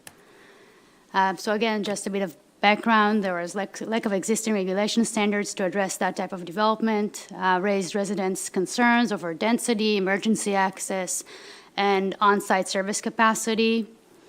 For those who don't know what cluster developments mean until now, so it's residential groupings of detached or multi-unit dwellings on a single property. In case of MODL, 6 units and up considered to be a cluster development. Some timeline recap. On July 30th of 2024, there was a first reading, which was expired after 150 days on December 27th. On January 28th, the new council conducted another first reading. and directed staff to conduct a public information session and a public hearing that was done on March 3rd and March 11th. After the public hearing, council directed staff to provide an options report to consider exemptions for certain developments until a certain time. On March 25th, council directed staff to revise the draft in accordance with the CAO's recommendations. And today we are providing those drafts for council to consider. So what are the key amendment or revisions that were done in terms of the municipal planning strategy? Provide non-phase developments or cluster developments and exemptions until December 31st of 2026, as long as they acquire a full building permit application. And another option is to recognize that some would not meet that type of deadline and allow for development, enter into a development agreement. And in terms of the LUB, revising that certain document of allowing also non-phase developments of cluster development to be grandfathered in as well. So this is the revisions to the municipal planning strategies. So there's a revised subsection, so 531, considering also non-phased cluster developments to be grandfathered in until December 31st of 2026. We added 2 new subsections, so 532, that council recognized cluster developments as non-conforming if they are not phased developments, condominiums. To qualify, a developer must have submitted a complete building permit application for the development by December 31st of 2026. Another subsections that we entered was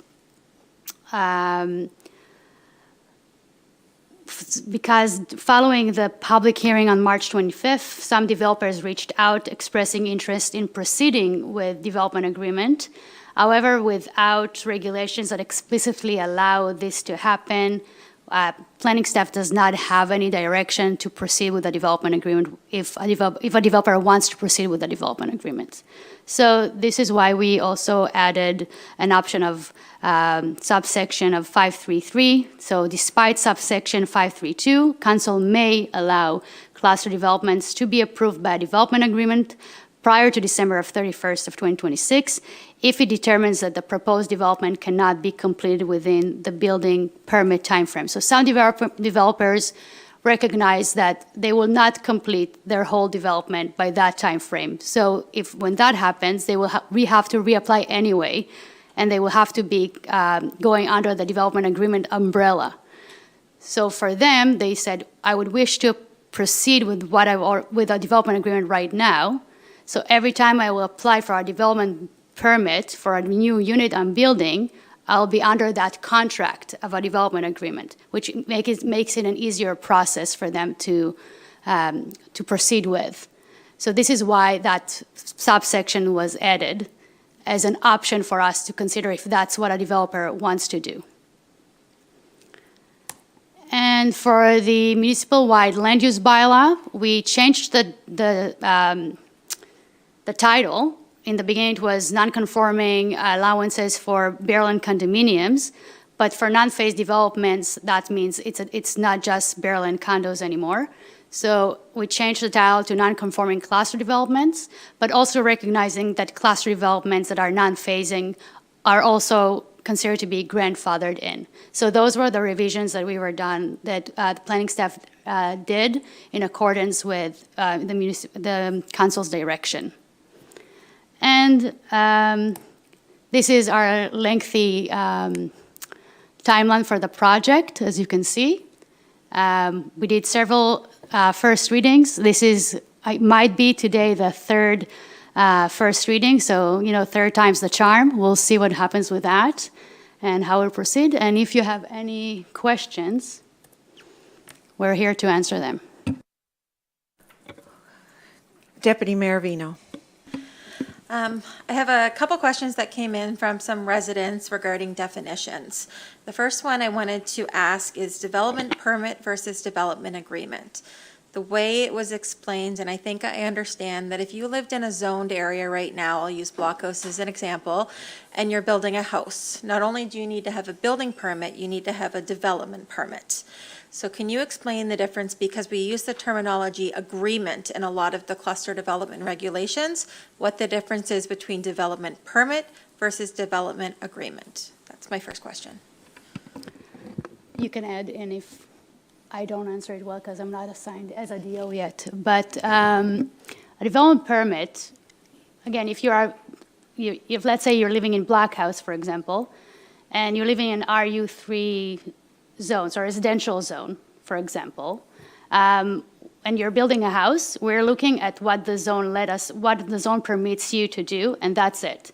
You're not required to provide additional information. If you're living in an unzoned area, which is most of the municipality, it's mostly just, okay, we got it, thank you. Are you abiding by the building code? And that's it. A development agreement requires additional information. Again, it's under the discretion of the development officer. But in large-scale developments, we might acquire for a water study to be done to see that there's enough water to sustain that type of development. Does the development have sufficient emergency access and exit? So is there enough space for a fire truck to come in and turn around? And those are some specifics that are under a development agreement that we might acquire. It's not that we're regulating per se how a septic field looks like or the water, how much water or where the well will be located, but just to see, is it sufficient enough to sustain that development? So it's more, a development agreement is more a connection and a contract binding between the municipality and the developer, and see that the development is done in a sustainable manner. That is something that is under the criteria that is under the development agreement. So it's more a relationship that is being built and making sure that the development is done in the right way under some certain policies or subsections that are under the development agreement that is, again, under the discretion of a development officer. A development officer might decide that there's no need for a water study in a serviced area, but in an unserviced area, there might need to be a water study being done. That's just an example, a theoretical example. And if I didn't answer it, well, you can add. One supplementary in the same line. So the other two definitions, looking for clarification, is bare land condominiums versus phase land condominiums, and what the difference is between those two, bare land and then phase land. Right. There's no difference in what it looks like on the ground. Just some bare land condominiums are developed in phases. So a certain phase may be developed and then they'll move on to future phases. Subdivisions are sometimes like that as well. The developer will develop it in phases. So it's just that when you look at the approvals language there, talking about phased bare land condominiums, it references that certain phases are developed, and those things need to be fully approved to be considered as a non-conforming. But essentially, it doesn't make a difference in terms of what it looks like on the ground. Thank you for clarifying those. Just on that development permit versus development agreement, there's a timing difference, am I correct? In that the amount of time for a development permit is shorter than a development agreement. The process of achieving it, yes. So a development agreement, the process is around 3 to 4 months. Again, it depends on how fast we're receiving that information, the studies, or also there is a public consultation needs to be done as part of a development agreement process. So yes, a development agreement is a bit more, the process is a bit more lengthy, but for developments in that type of nature, that's usually the case. Just to add further to that, I think it can be helpful to think of a building permit and a development permit as a process that happens. It happens simultaneously, and it's a very similar turnaround time. So that it's typically 14 days that a development permit is reviewed. That's the service standard. When you look at a development agreement, that's that whole separate process. That's a contract between council. It's negotiated, and there's typically public engagement as well. Other questions? Councillor Smith. I just, in preparation for this, I did listen to our previous discussion on this, which was very complicated and had many, many options for amendments. And I'm still not quite comfortable with the amendment that we've come up with to change the deadline for the grandfathering clause. And this is not about any specific development. I want to be clear about that. Just about the principle of us being able to set a deadline when we're creating bylaws, and then to have that stand. So it concerns me that, you know, the first reading of this was July 30th, 2024. So even if we set that as the date for the notice of intent, for developers to understand that this was a change in regulations, because, you know, things had been, were in process much earlier than that.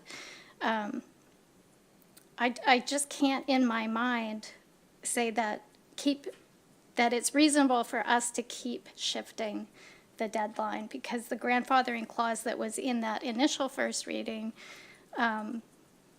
was put to accommodate for anyone who had works in progress, developments in progress. And to keep shifting that, I think I just have not heard an argument that I'm willing to support that amendment. And the language that's been used about there's nobody else in the queue has been that we're fairly confident, or we think, and I would need like 100% statement that there's not going to be opening the door to more developments. So I support the cluster development regulations, but I will be voting against this first reading for that reason. Just as background to that, we did have input from 2 developers around that, and that's within our purview to, we heard from residents, but we also heard from developers with 2 very different circumstances around their development. So just for the record, so people understand why we would have considered changing the date, was because we did have input from from 2 developers with different circumstances that we had not heard from before either in the previous conversations. And a lot, in both cases, there had been work done on those developments, and we're caught up in this. So I just want to make sure that for the record we have those points clarified. Yep. And just for the record, and I do recognize your concern about pushing the date. Yeah.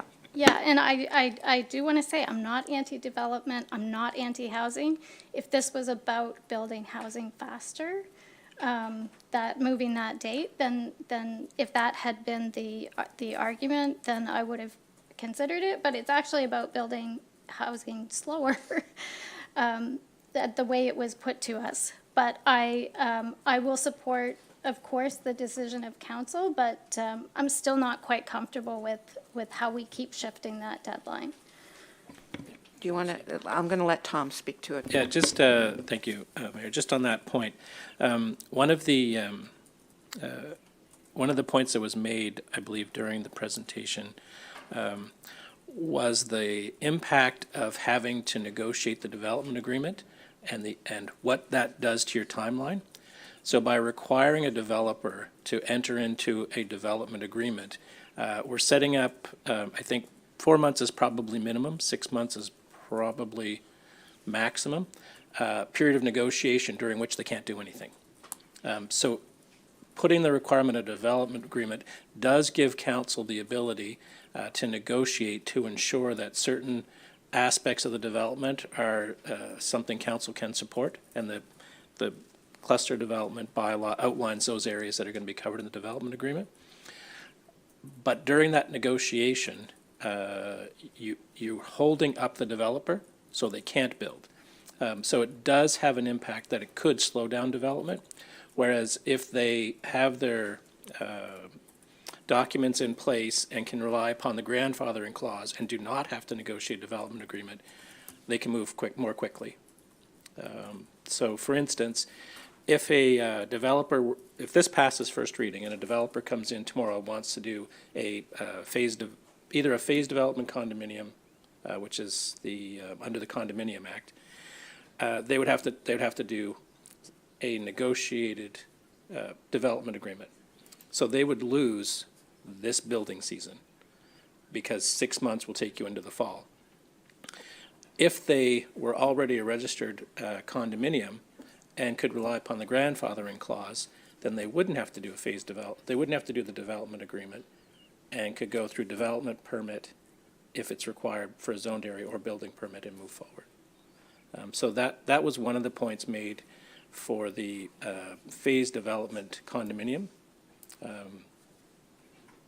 The other aspect of the change for non-phased development condominiums, so those that are not under the Condominium Act, they have to get all of their development permits issued before that date. And as Ella indicated, if they don't believe they can do that, there's an option for them to start the development agreement process now and just accept that they have to do that and then move forward. So we did have one developer who could have taken advantage of this change if council adopts it and get their development permits issued before December 2026, but chose to continue on the path they're on, which is the development agreement, because they believe, I think their project's going to take 5 years to do. So depending upon the perspective of the developer, the development agreement can be a useful tool to create an envelope under which they can do all of their project, or it can be a hindrance because it takes the time to negotiate the development agreement with council. Councillor Reinhardt. Thank you. And yeah, I've gone over the regulations quite a bit, and I keep coming to the conclusion that the development agreement is a really solid piece that just, protects the community, protects, the developer, protects the future residents. So I'm glad that that's the direction it's moving in. And I understand that the development agreement is to prevent certain risks that could come from the development. So I'm just wondering, with proceeding without it, are there any safeguards in place that could catch any of these risks that are listed?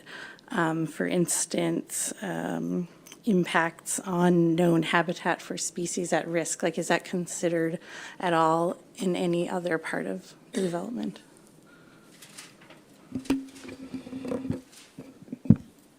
In short, no. So it's not that the development agreement is completely off the table. It is there, but not within that time frame. Within that time frame, any development that comes in an unzoned area, there's no environmental oversight from our side of things when we're looking at a development, a permit or application that comes in. But it's not that the development agreement is off the table. It's just for that time frame. It's not there.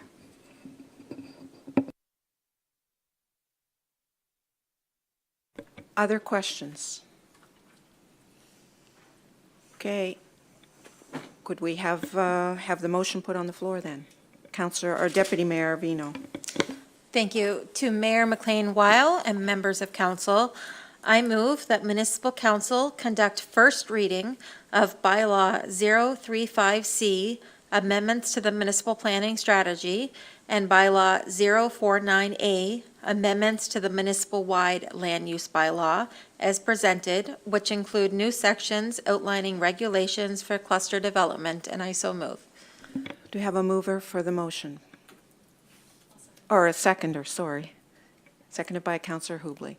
Is there more discussion on the motion as presented? All those in favor signify by raising their hands. Councillor Smith voting against, but motion is carried. We have the second motion presented. Okay, thank you. Thank you. To Mayor McLean-Weil and members of council, I move municipal council direct staff to hold a public information session to present and discuss the revised cluster development amendments to the municipal planning strategy and municipal-wide land use bylaw. And further, that council schedule a public hearing for May 13th, 2025 at 5:30 p.m. And I so move. Do we have a seconded by Deputy Mayor Vino? Any discussion on the motion? All those in favor signify by raising their hands. Motion is carried unanimously. Thank you. We will break for lunch a little bit early, and that'll bring us back at 12:45. We do have a presentation at 1 o'clock, but we perhaps can get a little bit of business in before that presentation. So we'll break for lunch.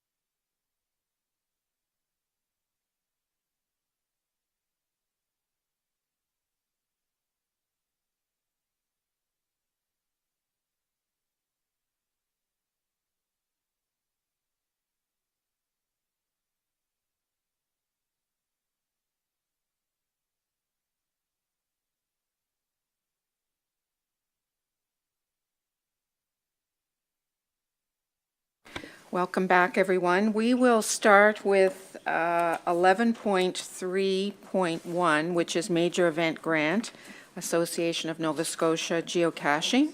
And Ms. Walwyn will lead us through this conversation. Good afternoon, Mayor and Council. Before you is a report regarding a major event grant application submitted by the Association of Nova Scotia Geocaching for the 6th Maritime Mega Geocaching event. This event is being held in celebration of the 25th anniversary of Canada's first geocache, which was placed here in Nova Scotia. The event is taking place from June 26th to July 1st and is expected to bring over 500 participants, including attendees from Switzerland, Sweden, and the UK. The Maritime Mega features 12 satellite events throughout Lunenburg County, with several taking place in our municipality. Those events are a cleanup event on Big Tancook Island on June 27th, the GeoBash anniversary event at the Mark, June 28th, a family beach day at Crescent Beach, June 30th. And with participants staying several nights, the event is expected to bring a significant economic impact to the area, with participants staying at local accommodations, eating at restaurants, and purchasing from retail businesses. In addition to financial support, we will provide items for the swag bags that are sold to participants as a fundraiser, silent auction items, as well as trail maps to all the participants. The Association of Nova Scotia Geocaching requested $10,000 in funding through the Major Event Grant, and based on our review of the event's budget, expected attendance, economic impact, and our goal to balance funding across other events throughout the year, staff is recommending approving funding in the amount of $3,500 for the Maritime Mega 6 event. Thank you. If we could have a motion put on the floor, and then we can discuss and ask questions. Deputy Mayor Vino, please. Certainly. To Mayor McLean-Weil and members of council, I move that Municipal Council approve the Association of Nova Scotia Geocaching's application for funding through the Major Event Grant in the amount of $3,500 for the Maritime Mega 6 event taking place June 26 to July 1st, 2025, and I so move. Do we have a seconder for the motion? Seconded by Councillor Hubley. Now, questions? Deputy Mayor Vino. Thank you. Just curious, how much is in this account for the year? I don't recall off the top of my head. Total budget is $35,000. Thank you very much. You're welcome. Councillor Oikel. And do we know if other municipalities within the district of, within the county of Lunenburg will also be supporting them or not? Yes, so Chester is confirmed supporting them financially, Mahone Bay and Lunenburg, and then there is a pending request through Bridgewater as well. This is not maybe directly related, but how many geocaching sites do we have in the district or in Lunenburg County? Do you know that? I do not know that, but Tessie would probably have a better idea of the exact number. It's just when I was on Tancook Island last summer, talked to some people who were there geocaching, and they were quite excited because Tancook Island apparently has a number. Yes. And I had no idea. Anyway, not related to this, but.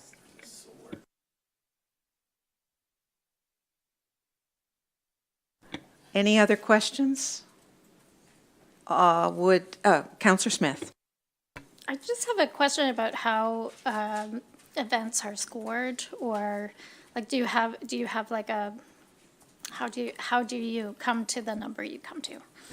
So a main factor is how many overnight stays an event would generate, like to kind of assess the overall economic impact, and number of participants come into play as well. So this is a larger event, but then when you look at the budget's a little bit smaller because they don't have a high cost associated with a lot of their events if they're taking place at the Mark or on beaches. So, and if this event would have had a larger budget, it might have received more funding. So you're looking at the overall economic impact, like I stated initially, mainly generated from overnight stays and number of participants. But then as you kind of look at the other factors, is there a need for the funding? And if so, how much? Because we do have a maximum amount you're allowed to request, so some groups just go in requesting the maximum amount, but it's at looking at the need as well. Other questions? Okay, all those, the motion's on the floor to approve a major event grant to the amount of $3,500 to the Maritime Mega 6 event. All those in favor signify by raising their hands. Those opposed, motion is carried unanimously. We will move on in our agenda, backing up to staff reports and economic development. Mr. Waters, do you want to introduce the Community Hub Engagement Report?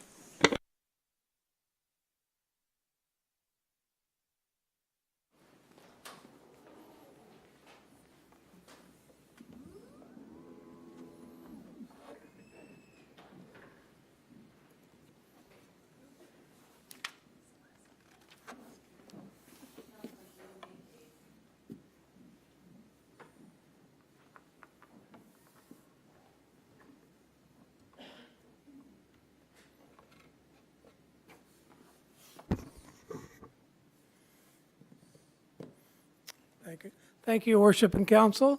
This is the follow-up to the engagement sessions that we had on the Community Hub. We went back out to a select group in the community, both farmers market and some general folks, to get some follow-up on items that could be done within the Community Hub. And Colliers, project leaders, is doing this project with us. Marilee Selesky is the main person that did the sessions for us, and she can walk us through what transpired.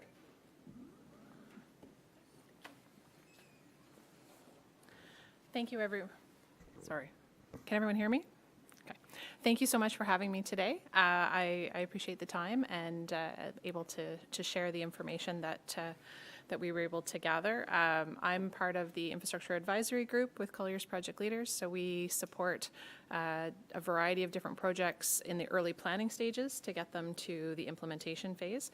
And I was also fortunate enough to be the lead PM on the original feasibility study for the Community Hub, so it was great to see this through to the next stage. I think I'm going to get this.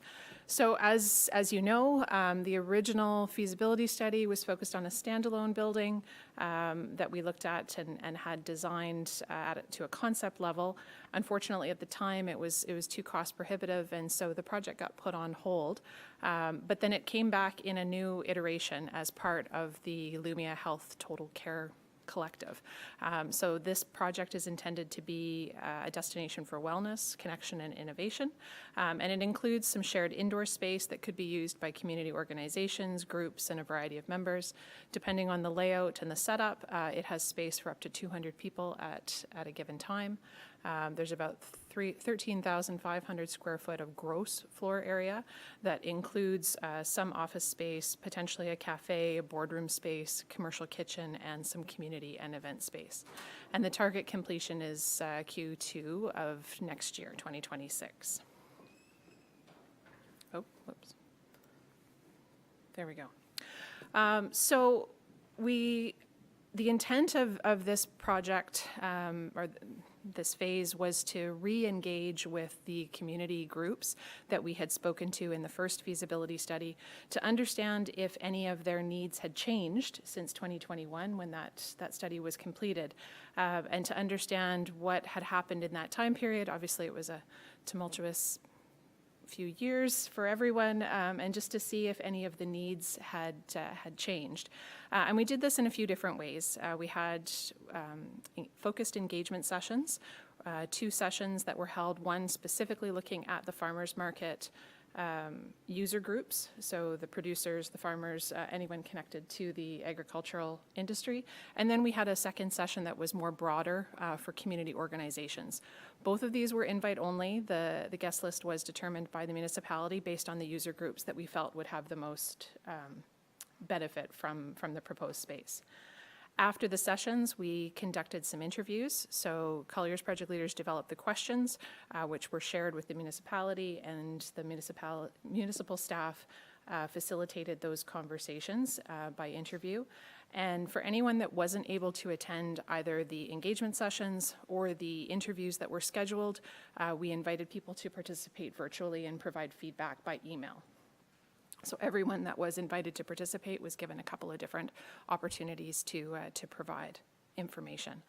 All of that feedback was then brought back to Colliers, and we drafted a report of what we heard, which I'm now presenting to you today, the findings of that. And then following the conversation today, our intent is to take it back. If there are any comments or questions that we need to address in the main report, then we will finalize that and resubmit it back to the municipality.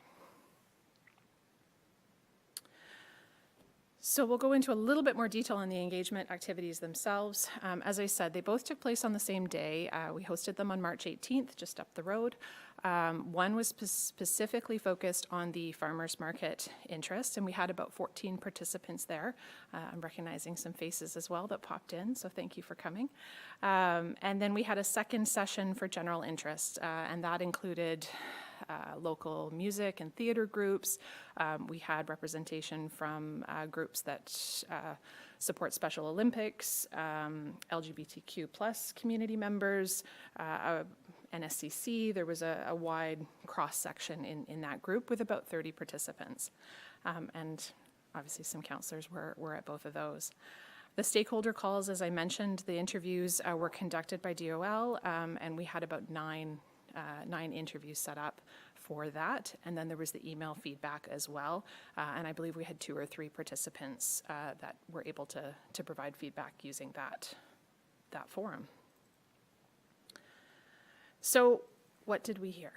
Well, I will say that both of the engagement sessions that I facilitated were really good conversations. We had a lot of dialogue, a lot of people providing feedback. We weren't quite sure what sort of responses we were going to get in the moment, but people were very interested and very respectful and had some really great ideas that they brought forward. So we came up with 4 recommendations for types of spaces and uses that we felt would be appropriate for the community hub, as well as 3 action items to move forward to address some of the challenges and opportunities that were raised during the consultation. The first was to not pursue a net new farmers market. There was concern expressed that there is market saturation in the area with farmers markets, and that a new additional one would spread things a little bit too thin and would create competition, take away from the work that's already in place.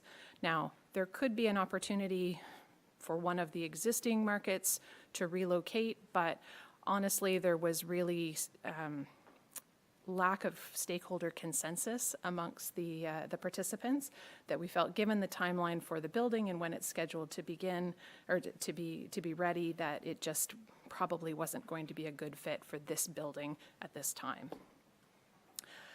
But through the conversations with particularly the farmers market group, one of the things that came up was rentable commercial kitchen space for the production of their produce. Turning it into something else and having a space that meets current code requirements where they can store, process, and prepare materials for sale at the various markets. We had talked about a commercial kitchen early on, and so this was a way to still continue to work with the farmers market's producers and have access to the space without having a farmers market in the space. So that is one of the recommendations. Now, a commercial kitchen also has multiple uses for some of the other functionality that was identified through the public consultation.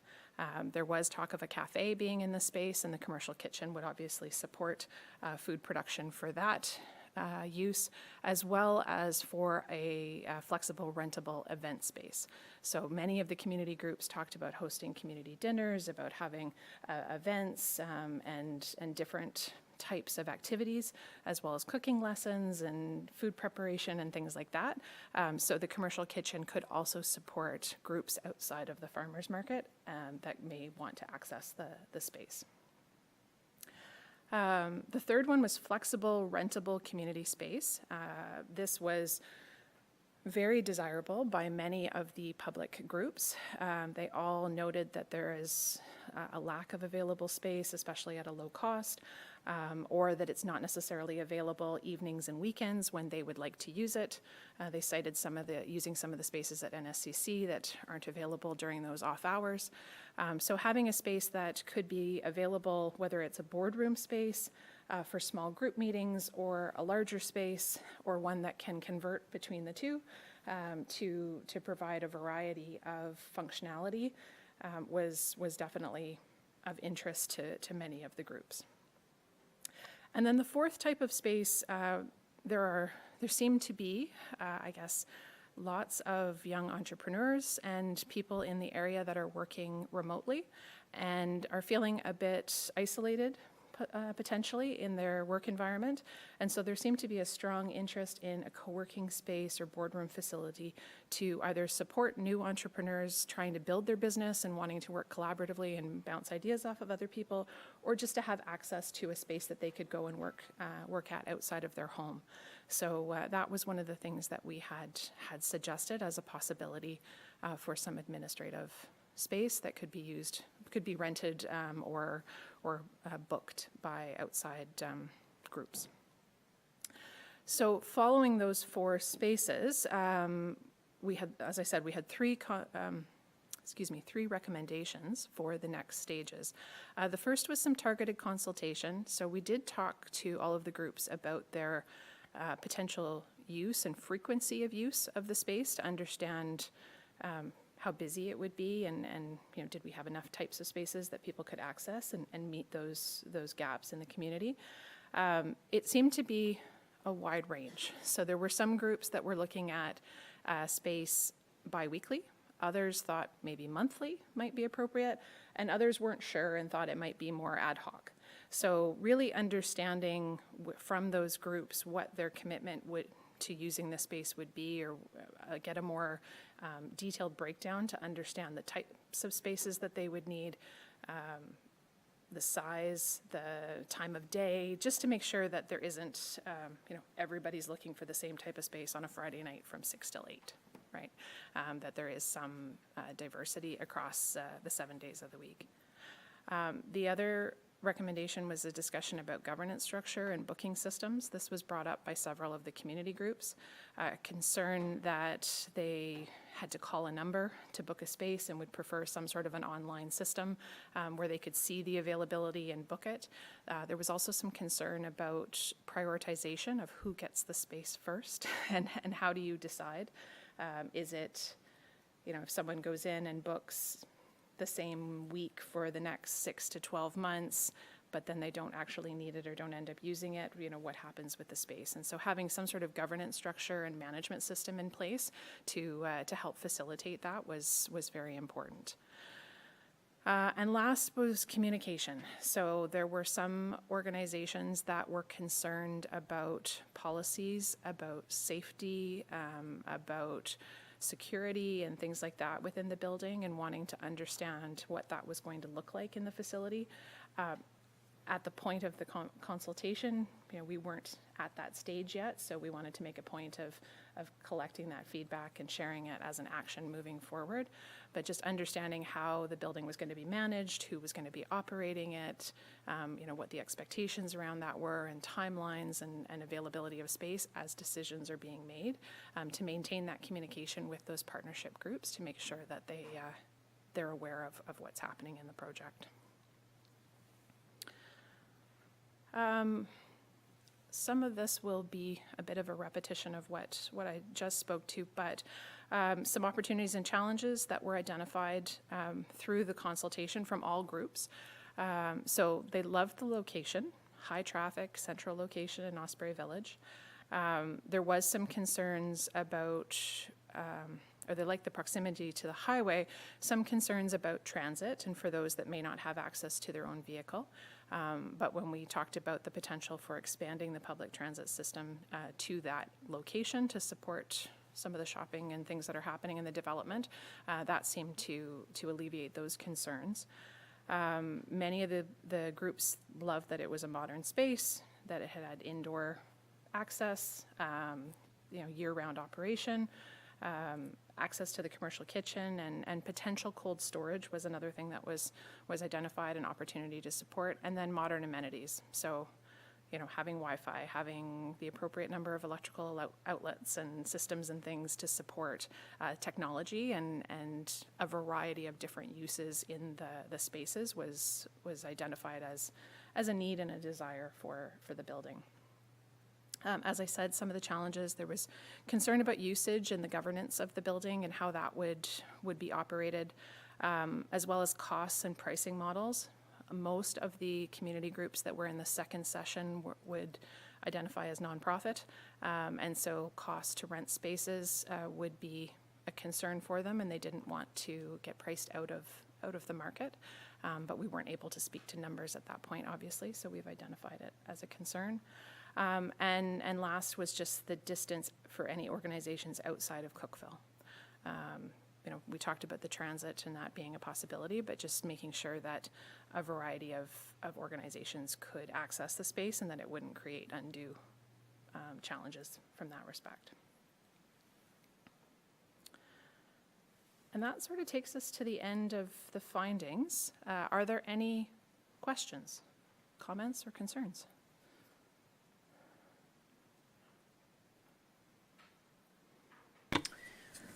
Silence. I think that there were quite a number of our councillors that actually were in attendance, so I think I felt it was, I'm really glad we divided the group, that you chose to divide the group and have a very focused conversation around farmers market, as opposed, because those needs are quite different and expectations are different than the other groups. So I think that was a very helpful step, because I think we might not have ended up with this had it been all together. But having 14 people who really understand markets and are, tied to that, I think was very helpful in having that conversation, as diverse as it was. But in the end, I think this was evident, I think, from the conversation. Councillor Oikel, did you have a question? Yeah, I did. I was just wondering, when you had the stakeholders regarding the farmers market, were they people who were running farmers markets, or were they farmers who attended farmers markets? It was a mix of both. Mix of both, okay, thank you. Yeah. Councillor Smith. Just a comment. I found something that came up that was interesting was, I think it must have been in the farmers market conversation around commercial kitchens. It was raised that maybe there are commercial kitchens out there that people don't know about, that they could be accessing. So maybe that's kind of adjacent to this conversation, but it does feel like, in my district, there's no shortage of meeting spaces. There's so many halls, they're so affordable, and I do think a few of them have commercial kitchens that could be used. So it seems like there's a bit of a disconnect where it is sometimes hard to find, who to call for booking, who has the kitchens.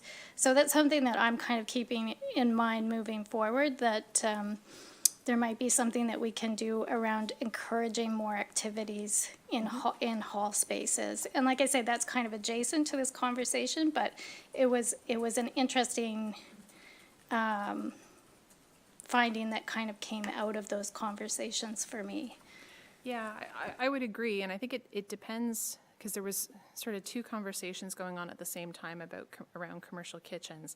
So if a hall or meeting space is required with a commercial kitchen for an event, I think people did acknowledge that yes, there are instances of that in the area, and that people just need to know who to go to access those spaces, and maybe that's not as well known as we would like it to be.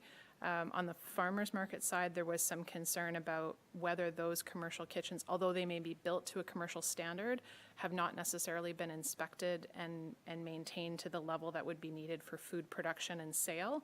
And so asking the organizations that own those facilities to do that is a bit burdensome. It's an opportunity for them if should they be interested, but it may be asking too much. And so this commercial kitchen could meet that need as well, and would not be putting undue cost or potential renovations or upgrades to some of those more public facilities.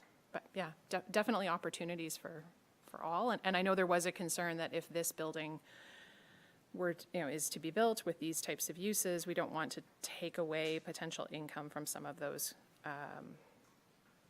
existing buildings that may rely on some of those rental fees.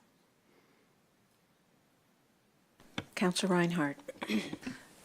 Yeah, so one thing that would help me in thinking about all this is when we're talking about maybe having meeting space or something like that, is what already is available, because I know there are so many rental spaces in all parts of the district, so it's hard for me to determine the need for this new meeting space when I don't have an idea of what is already existing. So I don't have the numbers on hand.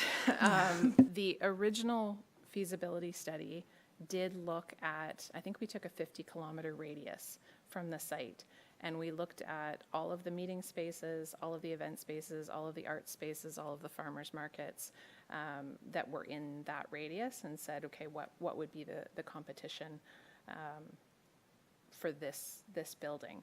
And there certainly was some meeting space available, but seemed to be in high demand when we looked at actual availability. And so that's why it was identified in the original feasibility study that this may be something that could supplement and maybe provide a little bit more space overall for some of the organizations. And some of the groups talked about larger space being available. So for instance, the Special Olympics group, they don't need exceptionally high ceilings, but they needed sort of a wide open space with lots of room to move around. And that is hard for them to find in the community. Gyms typically have limited access and are already booked and things like that. So having a space that had that flexibility. Same with the music group. They were looking for a space where they could store their risers and then come and practice on a regular basis, and they were having difficulty finding that location.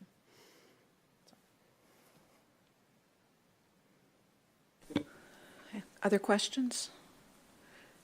Just on the commercial kitchen, because there's to me, there's a number of potential users. There's people that might want to have an event there who would perhaps want kitchen facilities either for a meal or for snacks. Then there can be a cafe there, which I understand also wants a commercial kitchen. And then we have the farmers market who are looking for production of value-added products. I would suggest that those three users would have very different configurations of what they might need in the kitchen.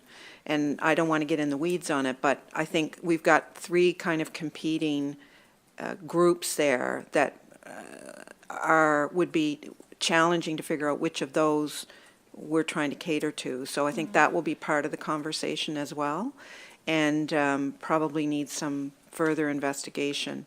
To Councillor Smith's earlier point, we do have some fire halls that have really lovely kitchens, commercial kitchens, and now they don't have auxiliaries with their fire departments anymore that used to cater events. So the kitchens are not used as much. Maybe our role as a municipality is more to help identify which kitchens are not being used much and help facilitate getting access to facility as an interim step till we really see the demand for it, and also what the opportunity might be for a more extensive commercial kitchen for value-added products.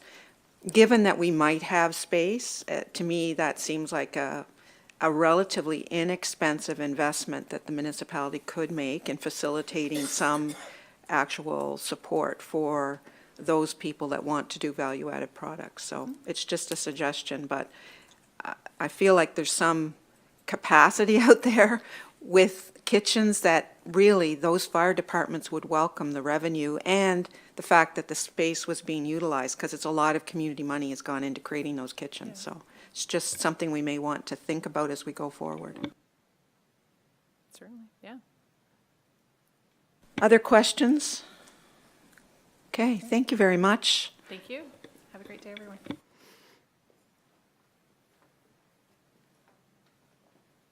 We'll move along on our agenda to the Cape LaHave Island, What We Heard report, and Ms. Payne will brief us on this. Yes, good afternoon, Mayor, Council, staff. I'm here to talk about the What We Heard report, Cape LaHave Island, from the public consultation that was held in May of 2024. Before I get into some of the specifics in the What We Heard report, I thought I would provide a bit of a background for those that weren't around the table at the time when this discussion began, and maybe just as a reminder for those that were. So in 2019, the Nova Scotia Nature Trust approached the municipality to see if they might be interested in entering into a conservation easement concerning Cape LaHave Island, which is an island that's just over 2,600 acres. It's quite natural in its state, one of the largest islands that's in its most natural state in the province of Nova Scotia. So after a number of public meetings, Council at their November 26, 2019 meeting did make a motion directing staff to look at entering into a conservation easement with the Nature Trust, which would look at what would the expectations would be from the municipality and the expectations from the Nature Trust, outlining the prohibited uses and the permitted uses. So in 2020, a public consultation process was undertaken, and if folks remember, this was very much during the pandemic, and so that public consultation was virtual, online surveys, and a number of phone consultations with a number of stakeholder groups. And so there was a What We Heard report that was produced from that 2020 consultation, and some of the four major themes that came from that report from the public was that Cape LaHave Island is of significant value to the community, and that has not changed since the last community consultation. Maintain the current level of development, which is a key theme that came out as well in the May consultation. That education is key, and because it was a virtual consultation at the time, they were looking at additional consultation with the public because it was virtual. They wanted very much to have a session that people could be in the room and gather and chat. So during that period, it was also flagged by legal that the 1897 Act would need to be amended to enable the municipality to enter into a conservation easement. And that act is the act relating to the common lands in the county of Lunenburg. So prior to 1981, there was amendment done at that point in time.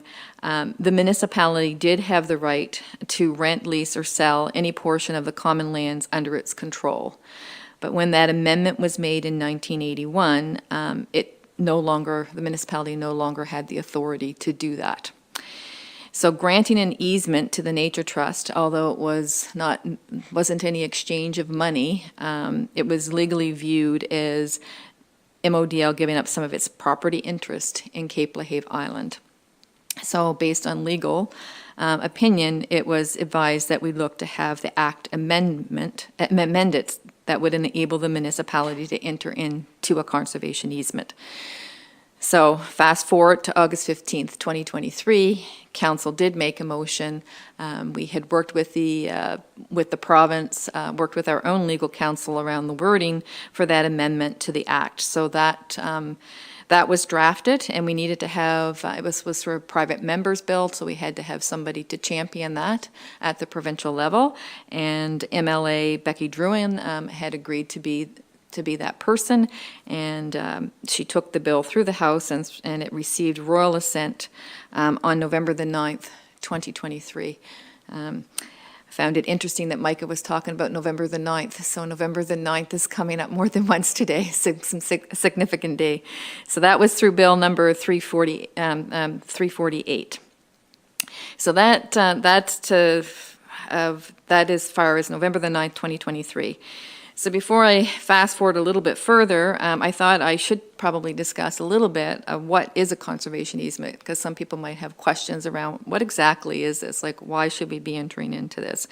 So a conservation easement is a written agreement between the landowner, which in our case would be the municipality, and the holder of the easement, created to protect some or all of the property's conservation value. And I think there's 3 key words in that sentence, is to protect conservation values. The Nova Scotia Nature Trust is designated under the Nova Scotia legislation as an eligible entity to hold a conservation easement. I think there's only 9 in the province of Nova Scotia, and the Nature Trust is one of them. So the conservation easement would create a structured and legally enforceable relationship between the municipality and the Nature Trust. In such an agreement, the owner gives up some of his or her rights to use the land. The rights given up will be determined by the landowner, which is MODL, and the Nature Trust. And this would be done through the conservation easement, saying of what was permitted and what was prohibited. The Nature Trust has already undertaken an environmental inventory, which is what is known as a baseline documentation report. This report provides descriptions of the property's natural and human-made features. It includes maps, photographs, and coordinates of certain features. And this information would be recorded with the deed when the conservation easement is registered on title. MODL would need to maintain property liability insurance, which we already do for all of our properties, but this would be one of the conditions, and name the Nature Trust as any insured party, keep the property free of claims and liens, and inform the Nature Trust of any damage to the property or breach of the easement.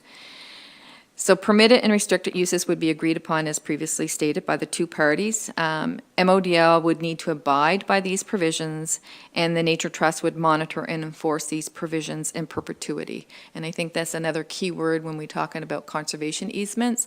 It would be in perpetuity. If for some reason the municipality asked to have the act amended again so that we could sell, rent, lease Cape Lahave Island, the conservation easement would go with the new owner, and it would need to conserve the flora, the fauna, all those natural features of the island. So that's would be a key thing for council to keep in mind. MODL would not, and I think this is also key, MODL would not be responsible for actions of a third party done without MODL's knowledge. So if somebody went and did something that was destructive to the island that affected some of the conservation values, we would not be held liable, but we would work with the Nature Trust to try to bring that back to some kind of natural state. MODL would also not be liable for damage to the conservation values of the property resulting from causes beyond our control, which we've seen over the last couple of years, such as fires and floods. Again, we would work with the Nature Trust to try to bring it back to as natural state as possible. And we would not also be responsible for damage caused by action taken under emergency conditions to prevent damage to the property. So if we thought there was a major storm that was coming, we had time to respond to try to protect the island, we would not be held responsible for to creating those structures that would help prevent that. Additional consultations. So in the 2020, what we heard report, the community was asking for additional consultation. So once the act was amended to enable the municipality to enter into a conservation agreement, this was brought back to council, and council directed staff to host an additional consultation or public information session with the community. And this was held at the Petite Riviere Fire Hall on May the 13th, 2024. That night, that evening, a presentation was provided by MODL staff and the Nature Trust, updating the community on who the Nature Trust is, what exactly is a conservation easement, the benefits of having a conservation easement, and to outline the amendments that was made to the Lunenburg Common Lands Act, which would enable the municipality to enter in such an agreement. The What We Heard report for the public engagement was attached to the agenda package, and I will go a little bit and highlight some of the questions that was in there. The questions that were posed at the May 13th meeting, and we also had those 4 questions posed online for a period of time, were how do you currently use Cape LaHave Island? What activities would you like to see permitted on the island? What activities would you like not to be permitted on the island? And what are your hopes for the future of Cape LaHave Island? So we took those responses to those 4 questions, and you'll see the results that came from people's responses to those questions. During that evening of May the 13th, there was additional 9 questions that were posed by the public.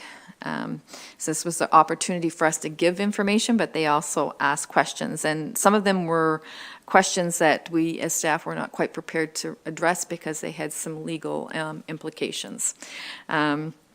So those 9 questions also are reflected in the What We Heard report, and there are answers to those 9 questions. We had to seek further legal opinion, which is reflected in the responses to those 9 questions, and the Nature Trust also had to do some further research. So some people might be questioning, okay, we've had this was May 13th, this is almost a year later.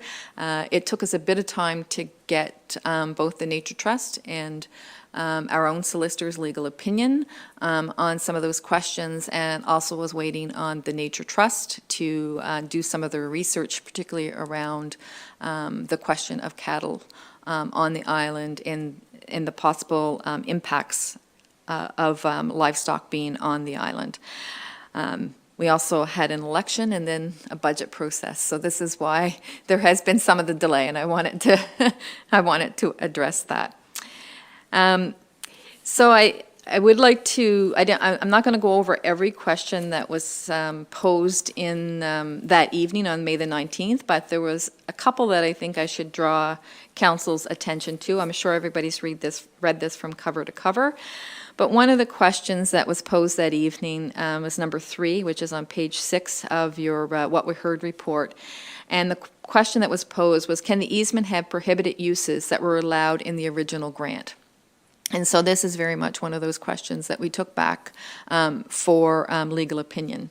And so the short answer is yes, the easement can outline uses that are permitted and not permitted, which may vary from the original uses that were allowed in the original grant. So essentially, the 2023 amendment, especially read together with the Conservation Easement Act, may implicitly supersede the purposes of the original grant by allowing the municipality to grant a conservation easement over the land. The 2023 amendment indicates that the permissible and prohibited uses of the land may change once a conservation easement is in place. So I just wanted to share that. That was very much a legal opinion that came back.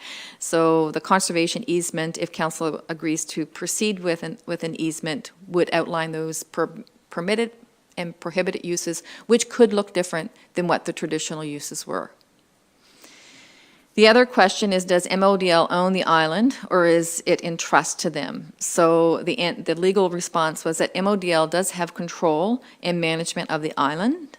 The amendment to the Common Lands Act made in 2023 expressly permits the municipality to grant a conservation easement over the island. So we're within our rights of managing and having control over the island to enter into a conservation easement, especially since the act was amended in 2023. Is the land already protected by the Common Lands Act? And this was a question that came up quite a bit, is like, why do we need to have a conservation easement? Doesn't the Common Lands Act already protect the island? So the land is protected as a common land by the Lunenburg Common Lands Act, but is not necessarily protected for conservation purposes. So that's the difference between the Common Lands Act and the conservation easement. As I stated previously, future councils could potentially request that the act be amended, enabling the land to be sold or to make changes to open it up for development. If you didn't have the conservation easement, that extra level of conservation protection wouldn't be on the island. I guess that's the long and the short of it. And then what can a conservation easement do to protect the island any more than the Common Lands Act, which I believe my previous statement addressed that. Again, the conservation easement, it would be in perpetuity, and it would protect the conservation and the ecological values of the island. There's a number of flora and fauna that are rare species. I know the piping plover also nests there. There are a number of endangered species that they have identified in that baseline data that they have created. The other question that came up is what research exists that clearly shows that animals are detrimental to the ecosystem. We certainly heard a number of folks that evening, and I think you would see in the What We Heard report, there's probably more folks in favor of not having animals on the island than those that would be in support of having animals on the island. So this was one of the research tasks that we gave to the Nature Trust. They are the specialists, they're the scientists. I have a recreation degree. I don't have a degree. Whether having animals on the island are detrimental to an ecosystem. So I won't read the full response. I just pulled out some key keywords or key sentences that are evident in the What We Heard report. The island is a breeding ground for piping plovers, a species at risk designated as endangered in Canada, and a species that could be negatively impacted by trampling and habitat changes. Other species at risk, including the monarch butterflies and yellow-banded bumblebees, rely on flowering plants that could be depleted by cattle. Other wetland birds found on the island, like lesser yellowlegs, may also be affected if their feeding grounds are disturbed and riparian vegetation trampled to provide cattle with fresh water. And so that's just the impact of on some of those, the flora and fauna and some of the animals that would be evident on the island.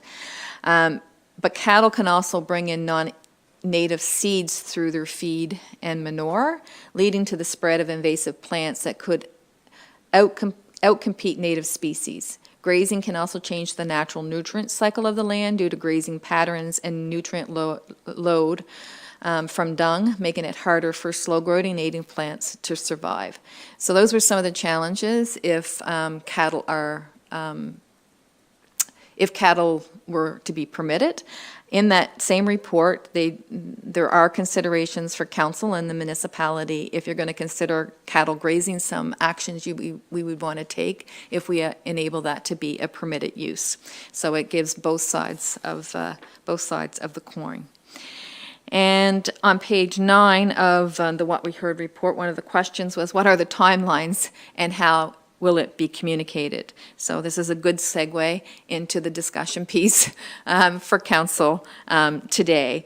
Some of the things that council will need to consider is, number one, are you still interested in entering into a conservation easement with the Nature Trust?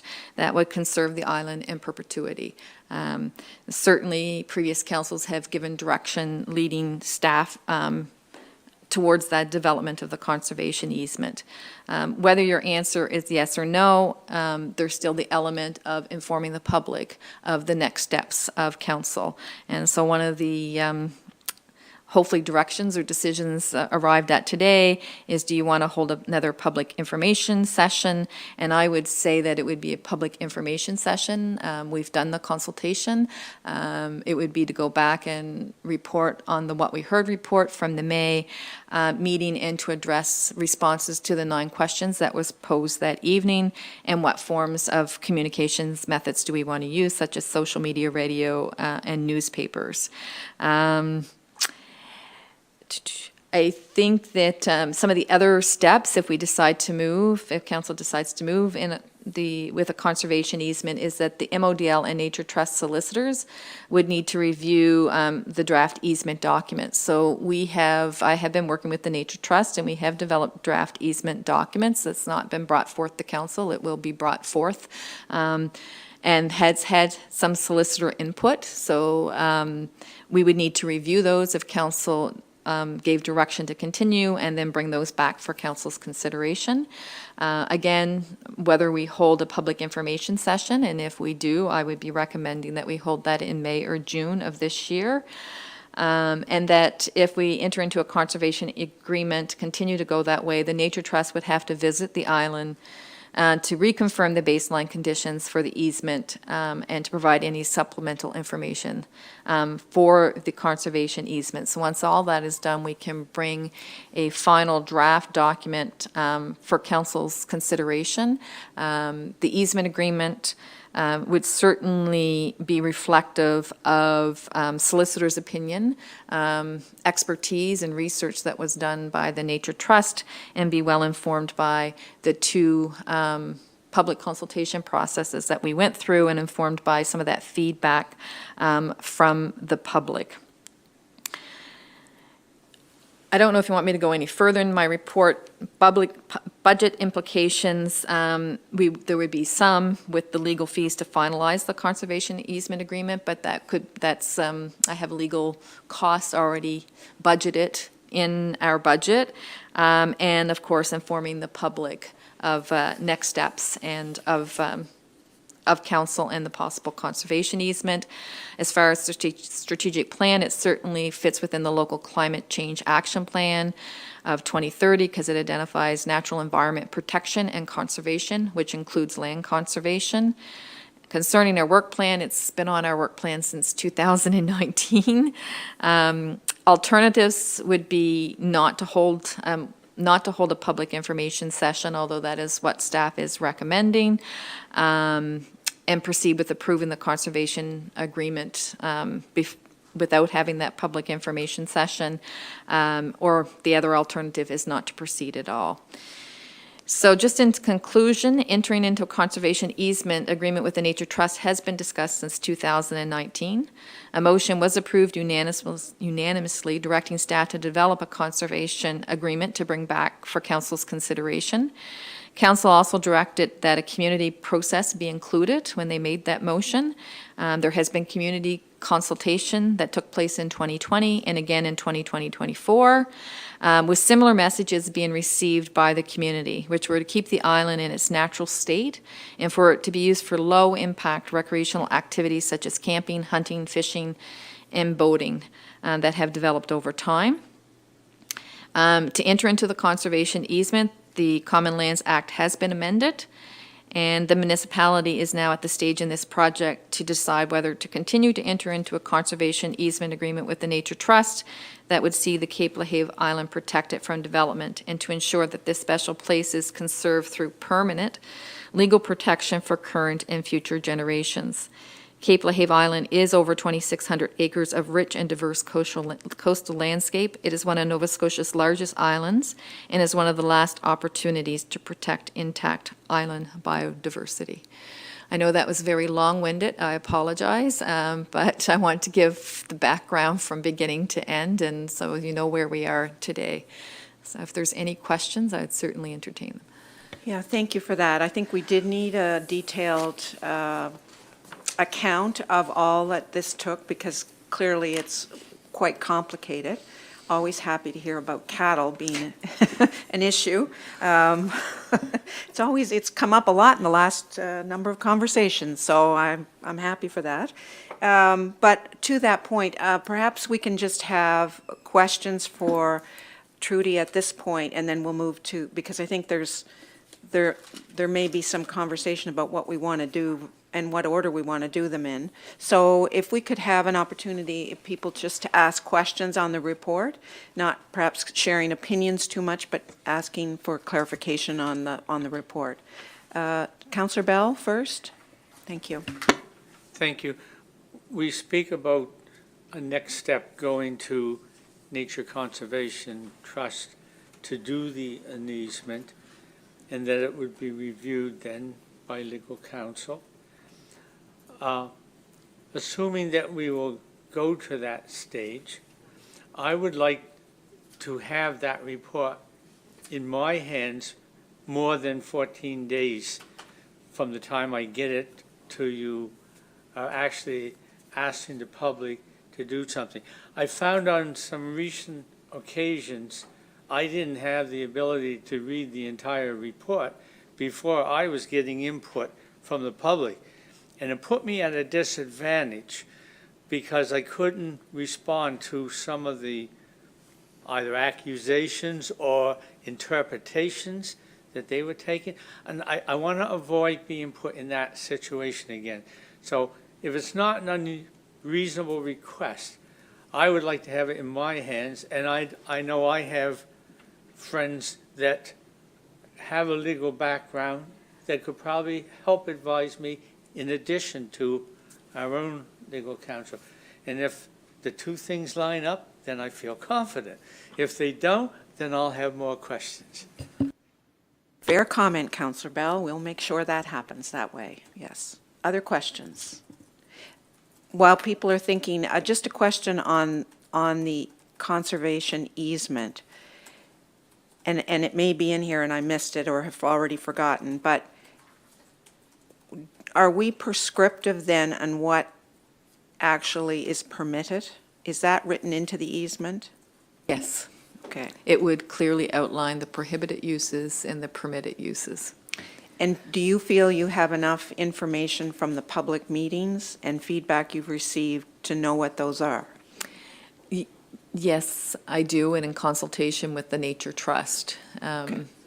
Again, I think one of the benefits is they bring scientific information and conservation, understand the ecological significance of the island. They really bring that expertise that we wouldn't have if we weren't in partner with somebody of this caliber. Councillor Smith. I'm wondering if there's been any, I see that there, under activities mentioned that people would like to see permitted, there are some things around education. I think I saw something about birding. Has there been any like specific interest around some kind of research station? It seems like an island that would be really rich for a research station. And I just ask that because, you know, also what activities would you not like to be permitted? Buildings or structures are really high on that list.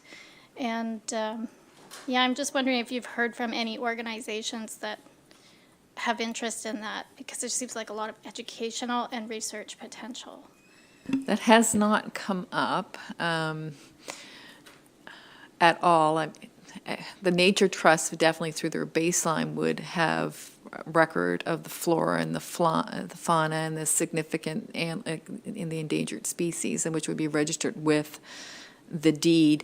What I've heard, I guess probably most and from the public, is to keep it as natural as possible, so not having, so if you're talking a research station, if I'm understanding that there might be like a physical building, that is definitely something that I have heard. That's probably the biggest message that's come through the online surveys and the direct public consultation. It's really just keeping it as natural and making sure that it's protected and conserved.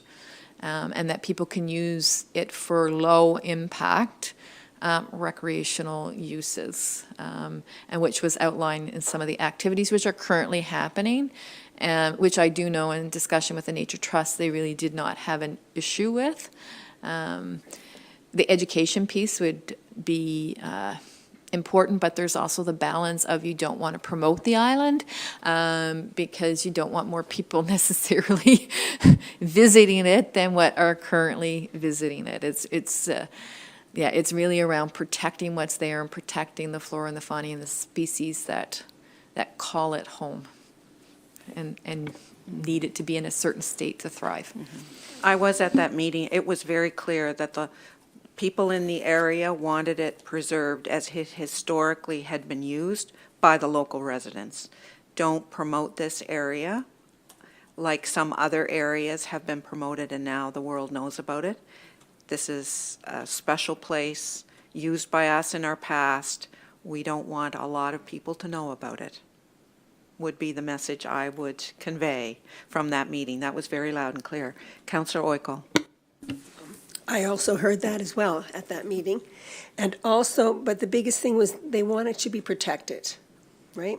And so if we do go into an easement agreement with Nature Trust, is it possible to do a public session and letting the residents know what is in that easement before we sign it? I would say that that's a decision of council, and absolutely, you may, before you sign it, you may want to consult with your own legal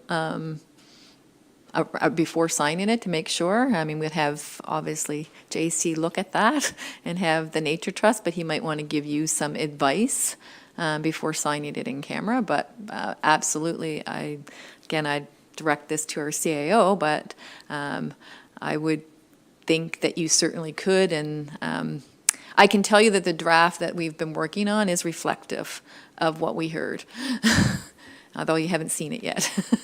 But that we're definitely taking that into consideration. To follow up, so your first recommendation is to go back to the public for an information session. Will you also be opened in that session, or make it very clear that this is just for information and reporting back to them, or are you going to be prepared for more information? Because the likelihood is, if we did that, we would get more feedback. I was recommending that it be a public information session because we have done public consultation, 2 public consultations. Not to say that people will not give us more feedback. The last 2 public consultations, I think the messaging was the same, pretty much. It mirrored that people wanted to protect the island. They wanted it kept in its natural state. They don't want development, but they want it to be continued to be used for some of that low-impact recreation. So we might hear something completely different this time around, but that's what we've heard the last 2 times, and that's why I was thinking that it should only be public information, because it's going back to respond to the questions that we could not address. We had 9 posed that evening that I wasn't comfortable. And now that we've got the research and we've got not only the Nature Trust's solicitors' input, our own solicitors' input, I feel we owe it, I guess is my own opinion, we owe it to them to go back and say, these were the 9. This is what we heard from the 4 questions we posed as a municipality. This is what you, as a collective, said. And this was the most popular responses. You also posed 9 questions. Here are your answers. They may not like some of the answers, but they're the answers that we spent research time and solicitor. They went back and reviewed all of the act and all of the amendments and married that with the MGA to the recent update of 2023 and enabling the municipality to enter into a conservation easement. Even in some of their opinions, giving us some case law to compare it to. That's why I'm thinking public information session, because in my opinion, you've received the input from the community through those 2 consultations that would help you make an informed decision around what should be in the conservation easement. So Deputy CAO, Alex. Yep. Thank you to the mayor. So the motions that you have are structured to provide some clarity to the community. So first, we're looking for council to confirm, yes, you do intend to pursue the conservation easement because you've heard from the public that they want it protected. The second motion is around holding that public information session, and it does explicitly reference the permitted uses there. So you will be going back to the community and explaining these are what's intended to be in those permitted uses. Now, as your Director of Recreation has pointed out, this will be the 3rd time that you're going out to the public, so this is more of a closing the loop conversation where you're identifying this is what's been identified by the broader community. Council will obviously, that session will happen before council makes the final approval, so you have the opportunity to adjust if there's some major new elements, but we feel like the amount of time that's passed, the amount of discussion and research that's happened, we're in a position where we can identify what those permitted uses are and proceed. I feel like we've had a good kind of clarification. If we could perhaps have the first motion put on the, oh, sorry, Councillor Reinhardt. It's a question.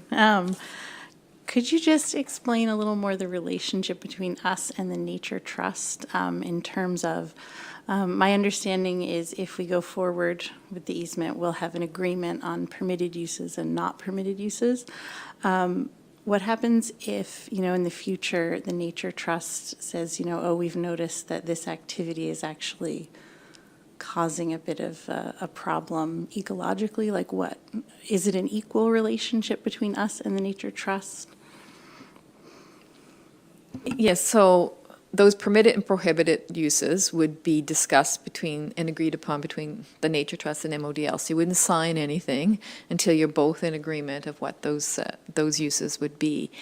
If they wanted to change something, there would be a clause that would have to be in agreement with both parties. So, I mean, if we say, yeah, camping's a permitted use, and then we determine that, camping is causing, it's already listed as a permitted use in, I'm making that assumption, and then you would have to have that discussion. Or you might have the discussion to say, okay, well, the flora and fauna that's identified as a really endangered species is on this portion of the island.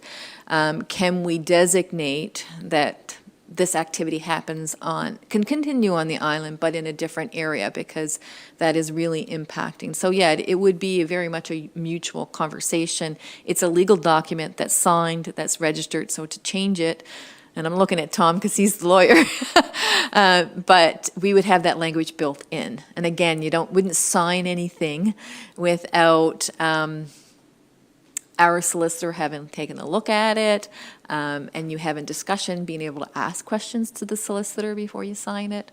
Yeah, it is really a partnership, I would say. We are still the landowners, so as it says in that's why I put in my report, we are giving up some of our rights because it is a conservation, so we are trying to conserve the island.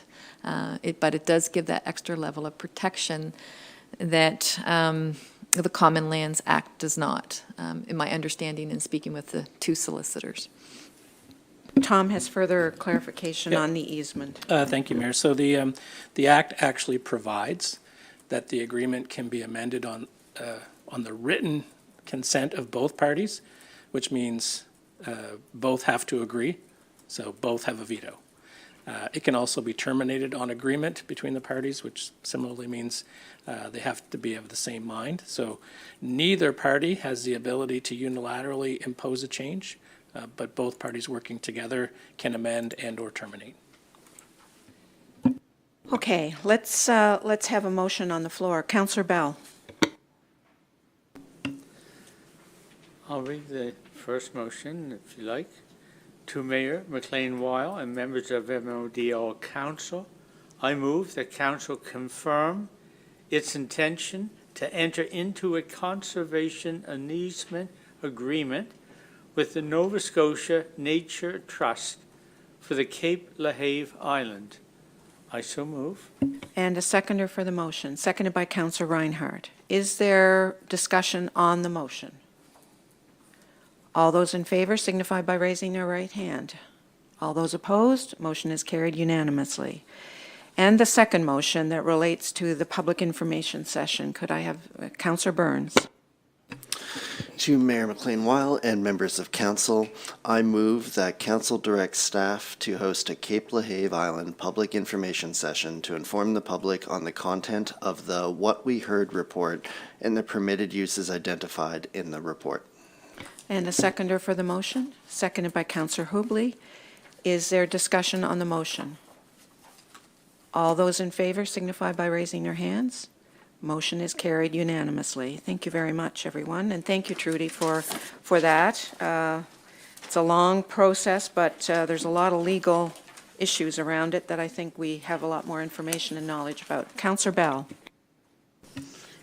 One of the things that we did here in Petite and elsewhere was nobody was in favor of having any mining activities out there. Does this give us any jurisdiction to reject it? Because mining usually is permitted through a provincial legislation, but would this just give us an extra edge to protect that it doesn't happen? Because we we see our current provincial government rethinking things like uranium mining and so on, but we really don't have any say into it. So that's one of the things that I'd like to be included in the research that you present, because I think it would comfort a lot of people knowing if we had that restriction that was ironclad. That's a good point, and we'll make sure we have that information going forward when we go to the public meeting.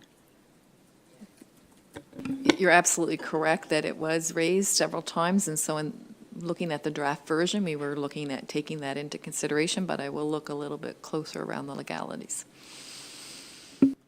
Councillor Smith. Just to respond to that, the mayor and I were at a meeting of the Nova Scotia Working Woodland Trust last week, and the same question was raised.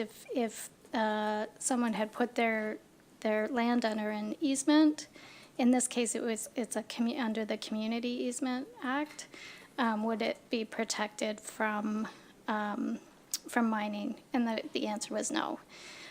But that being under an easement provides an extra layer of the social license isn't there for the mining to be done. It's just an extra added layer deterrent for developers when they're looking at mineral rights. All right. Anything else? We have, we're down to number 12, Mayor's and Deputy Mayor and Councillor Matters. Deputy Mayor Vino, do you have a report? Not officially, but as with many around the table, we've all been very busy with municipal-wide planning meetings and open houses. I've attended every one thus far, as well as agenda briefing, check signing, and all other meetings as assigned. Thank you. Thank you.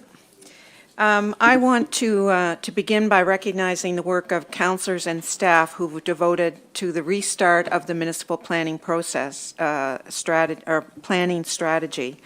We do have a long road ahead of us, but everyone's been active in developing a plan and participating in the public engagement sessions. We have many meetings ahead and will continue to refine the sessions as we move through the process. I participated in a meeting with Councillor Smith in Union Square, attended by 22 residents, and as you all know, more than 200 people attended the New Germany meeting.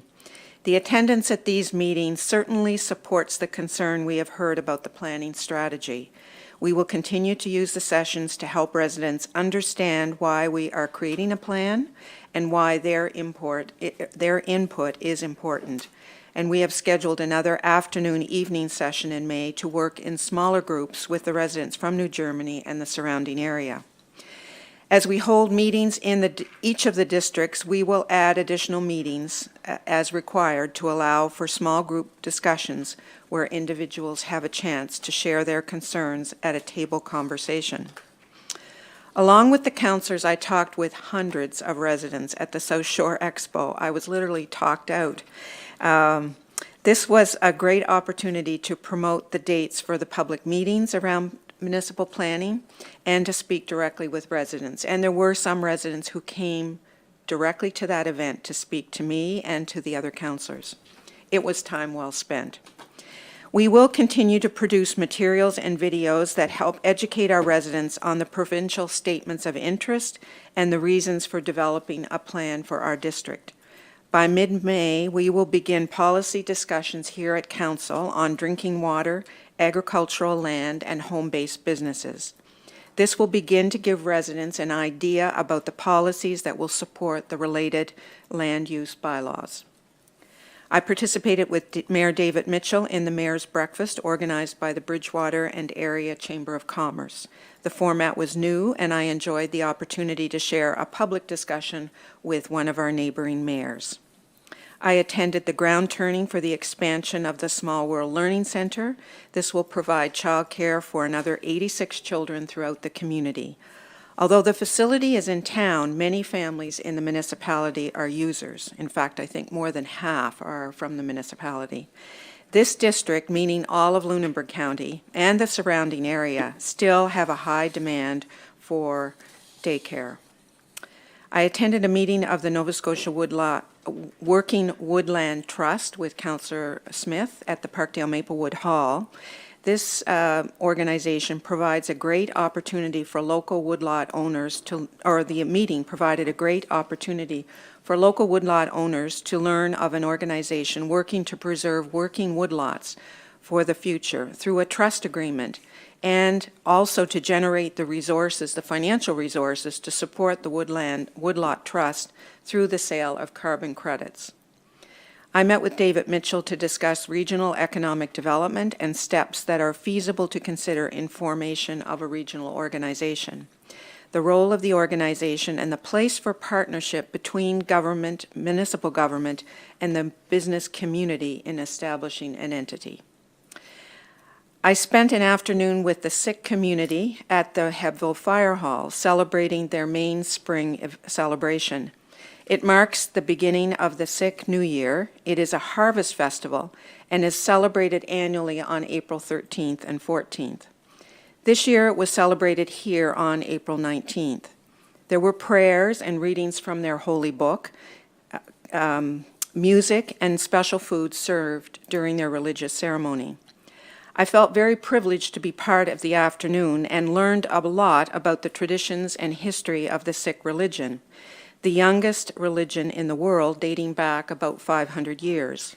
Founded in the Punjab district of India, the district between India and Pakistan, is where this tradition began. There were at least 125 to 150 people in attendance, mostly young men and women with children.